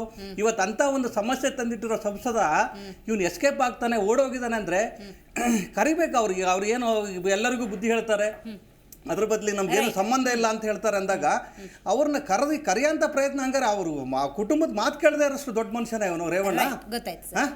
ರೈಟ್. ಈಗ ಸರ್, ಇದು ಅಪ್ಸ್ಕ್ಯಾಂಡ್ ಅನ್ನೋದು ಎಷ್ಟು ಡೇಂಜರಸ್ ಆರೋಪಿ ಸ್ಥಾನದಲ್ಲಿದ್ದವ್ರಿಗೆ. ಒಂದು ಈಗ HD ರೇವಣ್ಣ ಅವ್ರ ವಿಷಯಕ್ಕೆ ಬರೋದಾದ್ರೆ, ಕೇಸ್ ತನಿಖಾ ಹಂತದಲ್ಲಿದ್ದಾಗ ವಕೀಲರ ಜೊತೆ ಮಾತಾಡೋಕೆ ಅವಕಾಶ ಇರುತ್ತೆ. ಅದಕ್ಕೂ ನ್ಯಾಯಾಧೀಶರ ಪರ್ಮಿಷನ್ ಏನಾದರೂ ಬೇಕಾಗುತ್ತಾ, ಹೇಗೆ ಅಂದರೆ? ನಾರ್ಮಲ್ ಮೇಡಮ್ CRPC ಡಿಫೈನ್ ಮಾಡ್ತಾರೆ. ಯಾವಾಗಲಾದರೂ ಈ ಆರೋಪಿ ಸ್ಥಾನದಲ್ಲಿದ್ದವ್ರಿಗೆ ಪೊಲೀಸ್ ಕಸ್ಟಡಿ ಕೊಟ್ಟಾಗ ಸಹಜವಾಗಿ 1 ಅವರ್ ಅಥವಾ 2 ಅವರ್ ವಕೀಲರನ್ನ ಭೇಟಿ ಮಾಡ್ಲಿಕ್ಕೆ ಅವಕಾಶ ಇದೆ. ಬಟ್ ಕೆಲವು ಸರಿ ಏನು ಮಾಡ್ತಾರೆ, ಅವಕಾಶ ಕೊಡೋದಿಲ್ಲ, ಕೆಲವು ಪೊಲೀಸ್ ಅಧಿಕಾರಿಗಳು ಕೊಡೋದಿಲ್ಲ. ಹಾಗಾಗಿ ನ್ಯಾಯಾಧೀಶ ಹತ್ರ ಪರ್ಮಿಷನ್ ತಗೊಂಡ್ಬಿಡ್ತಾರೆ. ಸರ್, CRPC ಪ್ರೊಸೀಜರ್ ಪ್ರಕಾರ ತಾವು ಫಾಲೋ ಮಾಡಕ್ಕೆ ಒಂದು ಡೈರೆಕ್ಷನ್ ಕೊಡಿ, 1 ಅವರ್ ವಕೀಲರ ಹತ್ರ ಮಾತಾಡ್ಲಿಕ್ಕೆ ಒಂದು ಪರ್ಮಿಷನ್ ಕೊಡಿ ಅಂತ ಹೇಳಿ ತಗೊಂಡಿದ್ದಾರೆ. ಬಟ್ ಒಬ್ಬ ಆರೋಪಿ ಸ್ಥಾನದಲ್ಲಿದ್ದವರು ಯಾರ ಮೇಲೆ ಒಂದು ಆರೋಪ ಬರುತ್ತೆ, ಸಹಜವಾಗಿ ಎಕ್ಸ್ಪೆಕ್ಟೇಷನ್ ಏನಪ್ಪಾ ಅಂದ್ರೆ the conduct of the accused ಅಂತ ನಾವು ಕರಿತೀವಿ ಕ್ರಿಮಿನಲ್ ಲಾನಲ್ಲಿ. ಅಂದ್ರೆ ಒಬ್ಬ ಆರೋಪಿ ಆತನ ವರ್ತನೆ ಏನಿರುತ್ತೆ, ಆತನ ಮೇಲೆ ಏನಾದ್ರು FIR ಆಯಿತು, ಒಂದು ಕೇಸ್ ಆಯಿತು, ಪೊಲೀಸ್ ಸ್ಟೇಷನ್ ಫೋನ್ ಬಂತು ಅಂತ ತಕ್ಷಣ ಅವ್ನು ಓಡೋಗ್ಬಿಡ್ತಾನೆ. ಫಸ್ಟ್ ಎದುರ್ಕೊಂಡು ಓಡೋಗ್ಬಿಡ್ತಾನೆ. ಯಾರೋ ಗಟ್ಟಿವಂತರು ವಕೀಲರನ್ನು ಮಾತಾಡಿ ಒಂದು ಆಂಟಿಸಿಪೇಟರಿ ಬೇಲ್ ಹಾಕೋಣೋದು, ನನ್ನ ಮೇಲೆ ಸುಳ್ಳು ಪ್ರಕರಣ ಇದೆ, ನಾನು ಫೈಟ್ ಮಾಡ್ತೀನಿ ಅಂತ ಮುಂದೆ ಬರುವಂಥದ್ದು ಎಲ್ಲೋ 1% ನಿಮಗೆ. 99% ಏನ್ ಮಾಡ್ತಾರೆ, ಫೋನ್ ಸ್ವಿಚ್ ಆಫ್ ಮಾಡ್ಕೊಂಡ್ಬಿಟ್ಟು ಓಡೋಗ್ಬಿಡ್ತಾರೆ. ಹಾಗಾಗಿ ಈಗ ಪ್ರಜ್ವಲ್ ಅವ್ರ ಪ್ರಕರಣದಲ್ಲೂ ಹಾಗೆ ಆಗ್ತಾ ಇದೆ.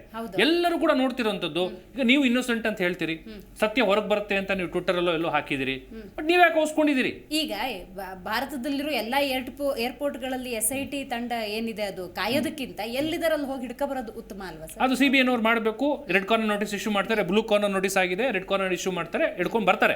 ಹಿಡ್ಕೊಂಡ್ ಬಂದ್ಮೇಲೆ ಮಾಲ್ಗತಿ ಸರ್ ಆಗ್ಲೇ ಒಂದು ಮಾತನ್ನ ಹೇಳಿದ್ರು, ಎಷ್ಟು ಅವಮಾನ ಫ್ಯಾಮಿಲಿಗೆ. ಯಾರೋ ಒಬ್ಬ ಕಳ್ಳನ್ ಹಿಡ್ಕೊಂಡ್ ಬಂದಂಗೆ ಬಂದ್ರೆ ಆಗತ್ತಾ? ಏನೇ ಇರ್ಲಿ ಆಪಾದನೆ, ಏನೇ ಸೀರಿಯಸ್ ಆಪಾದನೆ ಇರಲಿ, ನೀವು ಈ ನೆಲದ ಕಾನೂನಿಗೆ ನಾವು ಗೌರವ ಕೊಡ್ಬೇಕು. ನೀವು ಸಂಸದರಾಗಿದ್ದವರು ಪಾರ್ಲಿಮೆಂಟ್ ಅಲ್ಲಿ ಕೂತು ಕಾನೂನುಗಳನ್ನ ರಚನೆ ಮಾಡಿದಿರಿ, ನೀವು ಓಡೋದ್ರೆ ಯಾರಿಗೇನ್ ಮೆಸೇಜ್ ಕೊಡ್ತೀರಿ? ಬೇರೆ ಬೇರೆ ಕೆಲವೊಂದು ಪ್ರಕರಣದಲ್ಲಿ ಸರ್, ಇಲ್ಲಿ ವಿಚಾರಣೆಗೂ ಹಾಜರಾಗದೆ ವಿದೇಶದಲ್ಲೇ ತಿಂಗಳಗಟ್ಲೆ ಕೂತ ಪ್ರಕರಣಗಳಿದಾವೆ, ಅಂತದ್ ಘಟನೆ ನಡೆಯುತ್ತೆ. ಹಂಗೇನಾರು ಆಗ್ಬಿಟ್ರೆ ಈ ಕೇಸ್ ಹಂಗಾಗೋದಿಲ್ಲ. ಯಾಕಂದ್ರೆ ಈಗಾಗಲೇ ಸೀರಿಯಸ್ ಇಶ್ಯೂ ಇದೆ. ಮತ್ತು ಸೆಕ್ಷುವಲ್ ಹರಾಸ್ಮೆಂಟ್ ಅನ್ನೋ ಕಾನ್ಸೆಪ್ಟ್ ಏನ್ ಬರುತ್ತಲ್ಲ, ಲೈಂಗಿಕ ಶೋಷಣೆ ಬಗ್ಗೆ ಇವನ್ ಯುರೋಪಿಯನ್ ಯೂನಿಯನ್ ಆಗ್ಬೋದು, ಪ್ರಪಂಚದ ಅನೇಕ ದೇಶಗಳಲ್ಲಿ ರೆಸೊಲ್ಯೂಷನ್ಗಳನ್ನ ಪಾಸ್ ಮಾಡಿದ್ದಾರೆ. ಅವ್ರು ಆ ಥರ ಲೈಂಗಿಕ ಶೋಷಣೆ ಮಾಡಿದಂಥ ಪ್ರಕರಣಗಳಲ್ಲಿ ಆ ಸ್ಟೇಜಿಗೆ ಆರೋಪಿಗಳನ್ನ ಅವರು ತಮ್ಮ ಸಾಯಿಲಲ್ಲಿ ಇಟ್ಕೊಳಲ್ಲ. ಈ ಹೇರ್ಲೈನ್ ಡಿಫರೆನ್ಸ್ ತಿಳಿಸ್ಕೊಡ್ಬೇಕು ಸರ್. ಈಗ ಲೈಂಗಿಕ ಶೋಷಣೆ ಅಥವಾ ದೌರ್ಜನ್ಯಕ್ಕೂ ಆಗುವ ಸೆಕ್ಷನ್ಗಳಿಗೂ ಅತ್ಯಾಚಾರ ಆಗಿದೆ, ನನ್ನನ್ನು ಬಳಸ್ಕೊಂಡಿದ್ದಾರೆ ಅನ್ನೋದಕ್ಕೂ ಏನ್ ಡಿಫರೆನ್ಸ್? ಮೇಡಮ್, ಲೈಂಗಿಕ ಶೋಷಣೆ ಅಂದ್ರೆ ಏನ್ ಮಾಡ್ತೀವಿ ನಾವು? ಸೆಕ್ಷುವಲ್ ಹರಾಸ್ಮೆಂಟ್ ಅಂತೀವಿ. ಅದು 354 ಫಸ್ಟ್ ಪ್ರಕರಣದಲ್ಲಿ ಮಾಡಿದ್ದಾರೆ ನೋಡಿ. 354, 354A, 354B ಅದೆಲ್ಲ ಬರ್ತವೆ. ಅಂದ್ರೆ ಲೈಂಗಿಕ ಜಸ್ಟ್ ಶೋಷಣೆ. ಇದು ನಮಗೆ ಶೋಷಣೆ ಮಾಡಿದರೆ ಅಶ್ಲೀಲವಾಗಿ ಮಾತಾಡುವಂಥದ್ದು, ಅಶ್ಲೀಲವಾಗಿ ಟಚ್ ಮಾಡುವಂಥದ್ದು, ಬೇಕು ಅಂತ ಹಿಂಸೆ ಕೊಡೋದು, ಎಳೆದಾಡೋದು, ಅದಕ್ಕೆ ನೀವು ನನ್ನ ಜೊತೆ ನೀವು ಕೋಪರೇಟ್ ಮಾಡಬೇಕು ಅಂತ ಹೇಳಿ ಅನೇಕ ಥರ ಆಮಿಷಗಳು ಕೊಡುವಂಥದ್ದು, ಬಹಳಷ್ಟು ಒತ್ತಡ ಹಾಕುವಂಥದ್ದು ಲೈಂಗಿಕ ಶೋಷಣೆ ಅಂತೀವಿ. ಅದನ್ನು ಸೆಕ್ಷುವಲ್ ಹರಾಸ್ಮೆಂಟ್ ಅಂತ ಡಿಫೈನ್ ಮಾಡ್ತಾರೆ IPC ನಲ್ಲಿ. 354 ಇಂದ ಶುರು ಆಗ್ತದೆ 354D ವರೆಗೂ. ಲೈಂಗಿಕ ದೌರ್ಜನ್ಯ ಅಂದ್ರೆ ಅದು ನಾವು ರೇಪ್ ಅಂತ ಕನ್ಸಿಡರ್ ಮಾಡ್ತೀವಿ. 2013 ನಲ್ಲಿ ಕ್ರಿಮಿನಲ್ ಲಾ ಅಮೆಂಡ್ಮೆಂಟ್ ಆಗ್ತದೆ. ಲೈಂಗಿಕ ದೌರ್ಜನ್ಯ ಮಾಡ್ತಾರೆ ಅಂದ್ರೆ ಫಿಸಿಕಲ್ ಆಗಿ ಇವ್ರ ಮೇಲೆ ಬಲವನ್ನು ಉಪಯೋಗಿಸಿ ಅವ್ರ ಮೇಲೆ, ಮಹಿಳೆಯ ಮೇಲೆ ಲೈಂಗಿಕ ದೌರ್ಜನ್ಯ ಮಾಡ್ತಾರೆ without Har consent. Consent is very important. ಆ ಕನ್ಸೆಂಟ್ ಅಂತ ಇದೆಯಲ್ಲ, ಇಟ್ಸ್ ವೆರಿ ಬ್ಯೂಟಿಫುಲ್ ವರ್ಡ್. ಎಷ್ಟು ಬೇಕೋ ನೀವು ಅದನ್ನ ಎಕ್ಸ್ಪ್ಯಾಂಡ್ ಮಾಡ್ಬೋದು. ಕನ್ಸೆಂಟ್ ಇದೆಯಾ? ಈ ಮಹಿಳೆ ಪಾಪ ಆತನ ಜೊತೆ ಫಾರ್ ಎಕ್ಸಾಂಪಲ್ ಎಷ್ಟೋ ವಿಚಾರಗಳಲ್ಲಿ ಕನ್ಸೆನ್ಶುವಲ್ ರಿಲೇಶನ್ಶಿಪ್ ಅಂತೀವಿ ನಾವು, ಅಂದ್ರೆ ಒಪ್ಪಿತವಾದಂತಹ ಸಂಬಂಧ. ಬಟ್ ಒಪ್ಪಿತವಾದಂತ ಸಂದರ್ಭಕ್ಕೆ ಅದಕ್ಕೂ ಕನ್ಸೆಂಟ್ ಇದೆಯಾ? ಆವಾಗ ಆರೋಪಿ ಸ್ಥಾನದಲ್ಲಿರೋರ್ಗೆ ಎಷ್ಟು ಲಾಭ? ಇಫ್ ಇಟ್ ಇಸ್ ಪಾಸಿಟಿವ್ ಆಗಿದ್ರೆ, ಕನ್ಸೆಂಟ್ ಇತ್ತು ಅನ್ನೋದಾದ್ರೆ ಇಟ್ ಇಸ್ ಬೆನಿಫಿಷಿಯಲ್, ಬಿಕಾಸ್ ಕಾನೂನಲ್ಲಿ ಅವ್ರ ಮೇಲೆ ಆಪಾದನೆ ಬರೋದೇ ಇಲ್ಲ. ನಾವು ಅಡಲ್ಟ್ರಿ ಅನ್ನೋ ಸೆಕ್ಷನ್ 5 ಜನ ಸುಪ್ರೀಂ ಕೋರ್ಟ್ ನ್ಯಾಯಾಧೀಶರು ಕ್ವಾಶ್ ಮಾಡಿ ಬಿಸಾಕಿದ್ರು, ಸ್ಟೇಟಿಂಗ್ ದಟ್ ಅಡಲ್ಟ್ಸ್ ಇರ್ತಾರೆ, ಮೇಜರ್ ಇರ್ತಾರೆ, ಅವರ ಕನ್ಸೆನ್ಶುವಲ್ ಆಗಿ ಯಾವುದೋ ಒಂದು ಸಂಬಂಧಕ್ಕೆ ಒಳಗಾಗಿ ಅವರಿಬ್ಬರ ಮಧ್ಯೆ ದೈಹಿಕವಾದಂತ ಏನೋ ಸಂಬಂಧ ಆದ್ರೆ ಕಾನೂನು ರೀತಿ ಅಪರಾಧ ಬರೋದಿಲ್ಲ. ಬಟ್ ಬಲಾತ್ಕಾರ, ಬಲವಂತ ಮತ್ತು ಆಮಿಷ, ಹಿಪ್ನಟೈಸ್ ಮಾಡಿದ್ರು, ಹಿಪ್ನೋಟೈಸ್ ಅನ್ನೋದು ಮೇಡಮ್ ಸೈಂಟಿಫಿಕಲಿ ಪ್ರೂವ್ ಮಾಡಬೇಕು. ಹಿಪ್ನೋಟೈಸ್ ಬಹಳ ಕಷ್ಟ ಪ್ರೂವ್ ಮಾಡೋದು, ಬಟ್ ಆಮಿಷ ಕೊಡುವಂಥದ್ದು. ನೌಕರಿ ಕೊಡಿಸ್ತೇವೆ, ನೌಕರಿ ಕೊಡಿಸ್ತೀವಿ, ಮತ್ತು ನಾನು ಹೇಳ್ದಂಗೆ ಕೇಳು ನೋಡ್ಕೊಂಡ್ಬಿಡ್ತೀನಿ ಮತ್ತು ಹೆದರ್ಸೋದು. ಒಂದು ಆಮಿಷ, ಇನ್ನೊಂದು ಹೆದರಿಕೆ. ನನ್ನ ಹತ್ರ ಒಂದು ವಿಡಿಯೋ ಇದೆ. ಅಲ್ಲ, ಹೆದರ್ಸಿದ್ರು ಕೋರ್ಟ್ ಅದನ್ನ ಹೆಂಗ್ ಪರಿಗಣಿಸುತ್ತೆ ಸರ್? ಅದನ್ನ ಪ್ರೂವ್ ಮಾಡ್ಬೇಕು. ಅಲ್ಲ ಸರ್, ಈಗ ಅವ್ರು ಹೆದರ್ಸಿದ್ದಾರೆ, ಹೆದರ್ಸಿ ಬಳಸ್ಕೊಂಡ್ರು ಅಂದ್ರು, ಆ ಹೆದರಿಕೆಗೆ ನಾನು ಬಗ್ಗದೆ ಸಮ್ಮತಿ ಸೂಚಿಸದೇ ಇರ್ಬೋದಾಗಿತ್ತು ನೀನು ಅಂತ ಹೇಳತ್ತಲ್ಲ ಕೋರ್ಟ್, ಹೇಳಲ್ವಾ? ಈಗ ಹೆದರ್ಸಿದ್ರು, ಎಕ್ಸಾಂಪಲ್ ಏನ್ ತೋರಿಸಿ ಹೆದರ್ಸಿದ್ರು? ನಿನ್ ಗಂಡನ ಕೊಲೆ ಮಾಡ್ತೀವಿ ಅಂತ ಹೆದರ್ಸಿದ್ರು. ನಿನ್ನ ಮಗನ್ನ ಕಿಡ್ನಾಪ್ ಮಾಡಿ, ಆಲ್ರೆಡಿ ನಮ್ಮ ಬ್ಯಾಕ್ಗ್ರೌಂಡ್ ತುಂಬಾ ವರ್ಸ್ಟ್ ಇದೆ, ಅನೇಕರಿಗೆ ಆಲ್ರೆಡಿ ನಾವು ಗತಿ ಕಾಣಿಸಿದೀವಿ, ನಿನ್ನ ಮಗನಿಗೂ ಒಂದು ಗತಿ ಕಾಣಿಸ್ತೀವಿ ಅಂತ ಹೇಳಿದಾಗ ಆ ಮಹಿಳೆಗೆ ಪಾಪ ಅಷ್ಟೊಂದು ಮೆಚುರಿಟಿ ಇರೋದಿಲ್ಲ. ಏನ್ ಮಾಡ್ಬೇಕು ಆ ಮಹಿಳೆ? ಅಯ್ಯೋ ನನ್ನ ಮಗನಿಗೆ ಸಾಯಿಸ್ಬಿಟ್ರೆ, ನನ್ನ ಗಂಡನ ಸಾಯಿಸ್ಬಿಟ್ರೆ ಅಂತ ಹೆದರ್ಕೊಂಡು ನೀನು ಹೇಳ್ದಂಗೆ ಕೇಳ್ತೀನಪ್ಪ ಅಂತ ನಿಂತ್ಬಿಟ್ರೆ ಏನು ಮಾಡೋಕ್ಕಾಗುತ್ತೆ? ರೈಟ್, ಗೊತ್ತಾಯ್ತು ಸರ್. ಈಗ 3 ಕೇಸು ಸರ್ ಆಗಿರೋದು. ಈಗ 3 ಕೇಸಿಗೆ ಕೋರ್ಟಿಂದ ಒಂದು ಆರ್ಡರ್ ಬಂತು ಅಂದ್ಕೊಳ್ಳೋಣ, ಮಿನಿಮಮ್ 8 ವರ್ಷ ಜೈಲು ಅಂದರೆ 3 ಪ್ರಕರಣಕ್ಕೆ ಸೇರಿದಂಗೆ 8 ವರ್ಷ ಜೈಲಾಗುತ್ತಾ ಅಥವಾ ಸಪ್ರೇಟ್ ಕನ್ಸೆಪ್ಟ್? ಸಪ್ರೇಟ್ ಅದು ಮೇಡಮ್. ಓ, ಅದು ಒಂದು ಕೇಸ್ ಸಂಬಂಧ ಇಲ್ಲ. ಕಷ್ಟ ಇದೆ. ಇಂಡಿವಿಜುವಲ್ ಕೇಸಿಗೆ, ಇಂಡಿವಿಜುವಲ್ ಅಫೆನ್ಸಿಗೆ ಅದು ಪನಿಷ್ಮೆಂಟ್ ಇರ್ತದೆ. ಎಲ್ಲಾನು ಮಿಕ್ಸ್ ಮಾಡಿ ಒಂದೇ ಮಾಡೋದಿಲ್ಲ. ಯಾಕಂದ್ರೆ ಅದು ಸಪ್ರೇಟ್ ಬೇರೆ ಬೇರೆ ವಿಕ್ಟಿಮ್ಸ್ ಇರ್ತಾರೆ, ಬೇರೆ ಬೇರೆ ಟೈಮ್ ಇರ್ತದೆ, ಬೇರೆ ಬೇರೆ ಜಾಗ ಇರ್ತದೆ, ಬೇರೆ ಟೈಪ್ ರೇಪ್ ಇರ್ತದೆ. ಯಾವ ಟೈಪ್ನಲ್ಲಿ ಹರಾಸ್ಮೆಂಟ್ ಇತ್ತು, ಹೊಡೆದ್ರು, ಬಡದು, ಹೆದರ್ಸಿದ್ರು, ಚಾಕು ಹಿಡಿದ್ರು, ಬಂದೂಕ್ ಹಿಡಿದ್ರು, ಆಮಿಷ ಬಡ್ಡಿದ್ರು, ನೌಕರಿ ಕೊಡಿಸ್ತೇವೆ, ಟ್ರಾನ್ಸ್ಫರ್ ಮಾಡ್ತೇವೆ. ನೋಡಿದ ಅನೇಕ ಅಧಿಕಾರಿಗಳು ಸಹ ಅದರಲ್ಲಿ ಇದಾವೆ. ಆಮಿಷ ಸರ್, ಈಗ ನಿಮಗಿರೋ ಇನ್ಫಾರ್ಮೇಶನ್ ಪ್ರಕಾರ ಸದ್ಯಕ್ಕೆ ಏನು ಸಂತ್ರಸ್ತೆಯರು ಬರ್ತಿದ್ದಾರೆ, ಒಂದ್ಸತಿ ಬಳಕೆ ಮಾಡಿಬಿಟ್ಟಿದಾರಾ ಅಥವಾ ರಿಪೀಟೆಡ್ಲಿ ಅವ್ರ ಮೇಲೆ ಹಿಂಸೆ ಕೊಟ್ಟಿದ್ದಾರೆ? ರಿಪೀಟೆಡ್ ಮಾಡ್ಲಿಕ್ಕೆ ವಿಡಿಯೋ ಮಾಡಿದ್ದು. ನೀನು ಬರದೇ ರಿಪೀಟೆಡ್ ಕರೆದಾಗ ಬರದೇ ಇದ್ರೆ ನೀನು ವಿಡಿಯೋನ ವೈರಲ್ ಮಾಡ್ತಾರೆ. ಮೊದಲ ಸಲದ ವಿಡಿಯೋ ಪದೇ ಬಳಕೆ ಆಗಿದೆ. ಫ್ಯಾಮಿಲಿ ಮೆಂಬರ್ಗೆ ಕಳಿಸ್ತೇನೆ ಅಂತಂದ್ರೆ ಹೆದರ್ಕೊಂಡ್ಬಿಡ್ತಾವು. ಪಾಪ ಇನ್ನೇನು ಇನ್ನೋಸೆಂಟ್ ಇರ್ತಾವೆ ಹಳ್ಳಿಗೆ ಜನ. ಅಲ್ಲ ಸರ್, 8 ವಯಸ್ಸಿಂದ 80 ವರ್ಷದವ್ರನ್ನ ಯಾರನ್ನೂ ಬಿಟ್ಟಿಲ್ಲ ಅನ್ನೋ ಥರ ಮಾತುಗಳು ಬರ್ತಿದೆಯಲ್ಲ ಸರ್, ಏನು ಈ ಮನಸ್ಥಿತಿ? ಅಲ್ಲ, ಅದು ವಿಕೃತ ಅನ್ನೋದು ಅದಕ್ಕಿಂತ ಇದ್ರೆ ನೋಡಿದ್ರೆ ಸರ್ ನೀವು ನೋಡಿಲ್ ಬಿಡ್ರಿ. ಇದು ನೋಡಿ ಕೆಲವೊಂದು ವಿಡಿಯೋಗಳು ನಾವು ನೋಡಿದ್ದೇವೆ. ಹಿಂಗೆ ನೋಡಿದ್ರೆ ವಿಚಿತ್ರ ಆಗ್ತದೆ, ಹೇಸಿಗೆ ಅದು. ಅಲ್ಲ ಸರ್, ಪೊಲೀಸ್ ಆಫೀಸ್ನವ್ರು ಇದ್ದಾರೆ, ಅಲ್ಲಿ ಯೂನಿಫಾರ್ಮ್ ಎಲ್ಲ ನೇತು ಹಾಕಿದ್ದಾರೆ. ಎಲ್ಲರೂ ಇದ್ದಾರೆ, ಎಲ್ಲಾ ವರ್ಗದ ಅಥವಾ ಎಲ್ಲ ಡಿಪಾರ್ಟ್ಮೆಂಟ್, ಎಲ್ಲ ಕ್ಷೇತ್ರದ ಸಮಾಜದ ಪ್ರತಿಷ್ಠಿತ ಜನರು ಇದ್ದಾರೆ, ಕಸ ಗುಡಿಸೋರು ಇದ್ದಾರೆ, ಮುಸುರಿ ತೊಳೆಯೋರು ಇದ್ದಾರೆ, ಯಾರನ್ನೂ ಬಿಟ್ಟಿಲ್ಲ ನಾವು. ಅಷ್ಟೊಂದು ಪರಿಣಿತ ಇದ್ದಾನೆ. ಸೈಕಲಾಜಿಕಲ್ ಪ್ರಾಬ್ಲಮ್ ಏನೋ ಇದೆಯೋ ಸರ್, ಈ ಕಾರಣ ಕೋರ್ಟಿಗೆ ಕೊಡ್ಬೋದಾ? ಕೊಡೋದಾಗಿದ್ರೆ ಹೆಂಗೆ ಕೊಡಿ? ಹೌದು, ಸೈಕಾಲಜಿಕಲಿ ಪ್ರಾಬ್ಲಮ್ ಇದೆ, ಹಂಗಾಗೇನೋ ನನ್ನ ಕಡೆಯಿಂದ ಅಚಾತುರ್ಯ ಆಗಿದೆ. ಮೇಡಮ್, ನೀವು ಅಡ್ವಾನ್ಸ್ ಆಗಿ ಆತನಿಗೆ ಒಂದು ಡಿಫೆನ್ಸ್ ಅನ್ನ ಕೊಡ್ತಾ ಇದ್ದೀರಿ, ಹಿಂಟ್ ಕೊಡ್ತಾ ಇದ್ದೀರಿ ಆಗ್ಲೇ. ಅಲ್ಲ, ಈಗ ಅದನ್ನು ಕೋರ್ಟ್ ಹಿಂದೇನಾರ ಹತ್ರ ಟ್ರೀಟ್ಮೆಂಟ್ ತಗೊಂಡಿರೋ ಪೀಸ್ ಗೊತ್ತಿಲ್ಲ. ನೀವು ಆಲ್ರೆಡಿ ಡಿಫೆನ್ಸ್ ಕೊಟ್ರೆ SIT ಅವ್ರ ಪಾಪ ಏನ್ ಮಾಡ್ಬೇಕು ಹೇಳಿ? ಈ ಸಮಯದಲ್ಲಿ ಡಿಸ್ಕಸ್ ಮಾಡೋದು ಬೇಡ, ಬಿಕಾಸ್ ಅದು SIT ಅವ್ರ ತನಿಖೆಗೆ ಪಾಪ ಸಮಸ್ಯೆ ಆಗ್ತದೆ. ಈಗ ಅವನಿಗೆ ಏನ್ ಅನ್ಸಿದ್ ನನ್ನ ಲೆಕ್ಕದಲ್ಲಿ, ಹಾಗೂ ಅಲ್ಲಿ ಹೋಗಿ ಜೈಲ್ನಾಗ ಬೀಳೋದು ತಪ್ಪೋದಿಲ್ಲ, ಇರುತ್ತಾನೆ ಹೊರಗಿದ್ದೆ ಇಲ್ಲೇ ಎಂಜಾಯ್ ಮಾಡೋಣ ಅಂತ ಆ ಮೆಂಟಾಲಿಟಿ ಬಂದಿರ್ಬೇಕು, ಡೆಸ್ಪರೇಟ್ ಆಗಿ. Correct sir. ಹಿಂಗ ಇಲ್ಲಾಂದ್ರೆ ಪೇರೆಂಟ್ಸ್ ಮಾತು ಕೇಳಬೇಕು, ಅವನು ಫ್ಯಾಮಿಲಿ ಅವ್ರ ಮಾತು. ಈಗ ಸರ್, ಸದ್ಯ ಸಿಚುವೇಶನ್ ಸಂತ್ರಸ್ತ ಹೆಣ್ಮಕ್ಳಿಗೆ ನ್ಯಾಯ ಸಿಗುತ್ತೆ ಅಂತ ಅನ್ಸುತ್ತೆ ಈಗಿನ ಪ್ರೆಸೆಂಟ್ ನೋಡಿದ್ರೆ ಅನಿಸ್ತದೆ. ಬಟ್ ನಾವು ಹಿಂದೆ ಅನೇಕ ಕೇಸುಗಳನ್ನು ನೋಡಿದ್ದೇವೆ. ಅನೇಕ ಕೇಸುಗಳು ಇಂಥ VIP ಕೇಸುಗಳ ತನಿಖೆ ಮಾಡಿದ್ದೇವೆ, ಯಾರ್ದು ಕನ್ವಿಕ್ಷನ್ ಆಗಿಲ್ಲ. ಅದೇನಾಗ್ಬಿಡ್ತದೆ, ಇದು ಈಗಂತೂ ಸ್ಪೆಷಲ್ ಕೋರ್ಟ್ ಇದೆ, ಜನಪ್ರತಿನಿಧಿಗಳ ಕೋರ್ಟು. 1 ವರ್ಷನಲ್ಲಿ ಆಗ್ಬಹುದು, 6 ತಿಂಗಳ 1 ವರ್ಷನಲ್ಲಿ ಬೇಗ ಆಗ್ತದೆ. ಹಿಂದಂತೂ 5-6 ವರ್ಷ ಹಿಡಿತಿತ್ತು ಟೈಮು ಕೇಸ್ ಡಿಸ್ಪೋಸಲ್ ಆಗಬೇಕಾದ್ರೆ. ಅಷ್ಟರಲ್ಲೇ ಟೈಮ್ ಬೇಕಾದಷ್ಟು ಟೈಮ್ ಸಿಗೋದು, ಅವ್ರನ್ನ ಅರೆಸ್ಟ್ ಮಾಡೋದು, ತರಿಸೋದು, ಹೊಡೆಯೋದು, ಬಡಿಯೋದು, ದುಡ್ಡು ಕೊಡ್ತೇವೆ, ಹೊಲ ಕೊಡ್ತೇವೆ, ಗದ್ದೆ ಕೊಡ್ತೇವೆ, ಎಲ್ಲ ಆಮಿಷ ಒಡ್ಡಿ ಆಗಿದ್ದಾಗಿ ಹೋಗಿದೆ. ಅವ್ರ ಸಮಾಜದ ಹಿರಿಯರ ಕಡೆಯಿಂದನೇ ಹೇಳಿಸೋದು, ಆಗಿದ್ದಾಗಿ ಹೋಗಿದೆಪ್ಪ, ಈಗೆಲ್ಲ ಏನ್ ಬರ್ತದ, ಅವ್ರು ಏನು ಎಷ್ಟು ಕೊಡ್ತಾರ, ನಿನ್ನ ಸಂಸಾರಕ್ಕೆ ಉಪಯೋಗ ಆಗ್ತದೆ, ಅಟ್ ಮಾಡ್ಕೊಂಡು ಮುಗಿಸ್ ಹೋಗ್ಬಿಡು, ಓರ್ ಆಗ ಜೈಲಿಗೆ ಹೋಗ್ಯಾನ, ಅವ್ಗೂ ಬುದ್ಧಿ ಬಂದದ, ಪೈಲ ತಪ್ಪಾಗ್ಯದ ಅಂತ ಕೇಳ್ಕೊತಾನೆ ಅಂತ ಏನಾರ ಮಾಡಿ ಸ್ಪೆಸಿಫೈ ಮಾಡಿ ಮುಗಿಸ್ತಾರೆ. ಆ ಟೈಮ್ ಬರ್ತದೆ. ಇದು ಕೇಸನ್ನು ಹಳ್ಳ ಹಿಡಿಯೋದೆ ಮುಂದೆ, ಯಾವ ಶಿಕ್ಷಣ ಆಗೋದು ಬಾರಿ ನನಗೆ ಡೌಟು.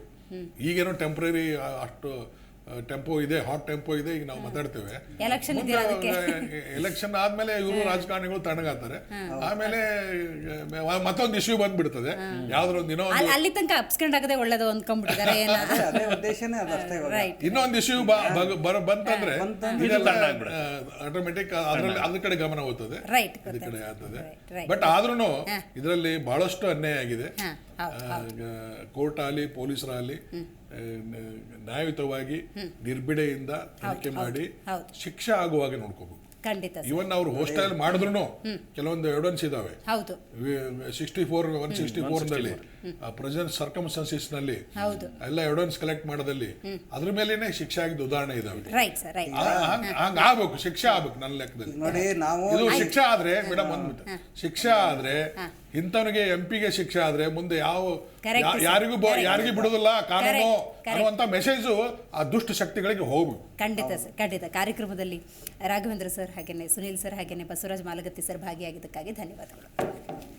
ಸೊ ನೋಡಿದ್ರಲ್ಲ, ಇವತ್ತು ಪ್ರಜ್ವಲ್ ರೇವಣ್ಣ ಪ್ರಕರಣದ ಕುರಿತಂತೆ ಮಾತಾಡಿದ್ವಿ. ಕಾರ್ಯಕ್ರಮದ ಟೇಕ್ ಅವೇ ಲೆಸನ್ ಏನು ಅಂತ ಹೇಳಿದ್ರೆ ಇಷ್ಟೇ: ಸಂತ್ರಸ್ತ ಹೆಣ್ಣುಮಕ್ಕಳಿಗೆ ನ್ಯಾಯ ಸಿಗಬೇಕು, ನಿಷ್ಪಕ್ಷಪಾತವಾಗಿ ಯಾವುದೇ ರೀತಿಯ ಒತ್ತಡ ಇಲ್ಲದ SITಯ ತನಿಖೆ ಅನ್ನೋದು ಮುಂದುವರಿಬೇಕು, ತಪ್ಪಿತಸ್ಥರಿಗೆ ಶಿಕ್ಷೆ ಆಗಬೇಕು ಅಂತ ಹೇಳ್ತಾ ಇವತ್ತಿನ ಕಾರ್ಯಕ್ರಮವನ್ನು ಮುಗಿಸೋಣ. ನೋಡ್ತಾ ಇರಿ ಜಿ ಕನ್ನಡ ನ್ಯೂಸ್, ಸತ್ಯವೇ ಸುದ್ದಿಯ ಜೀವಾಳ.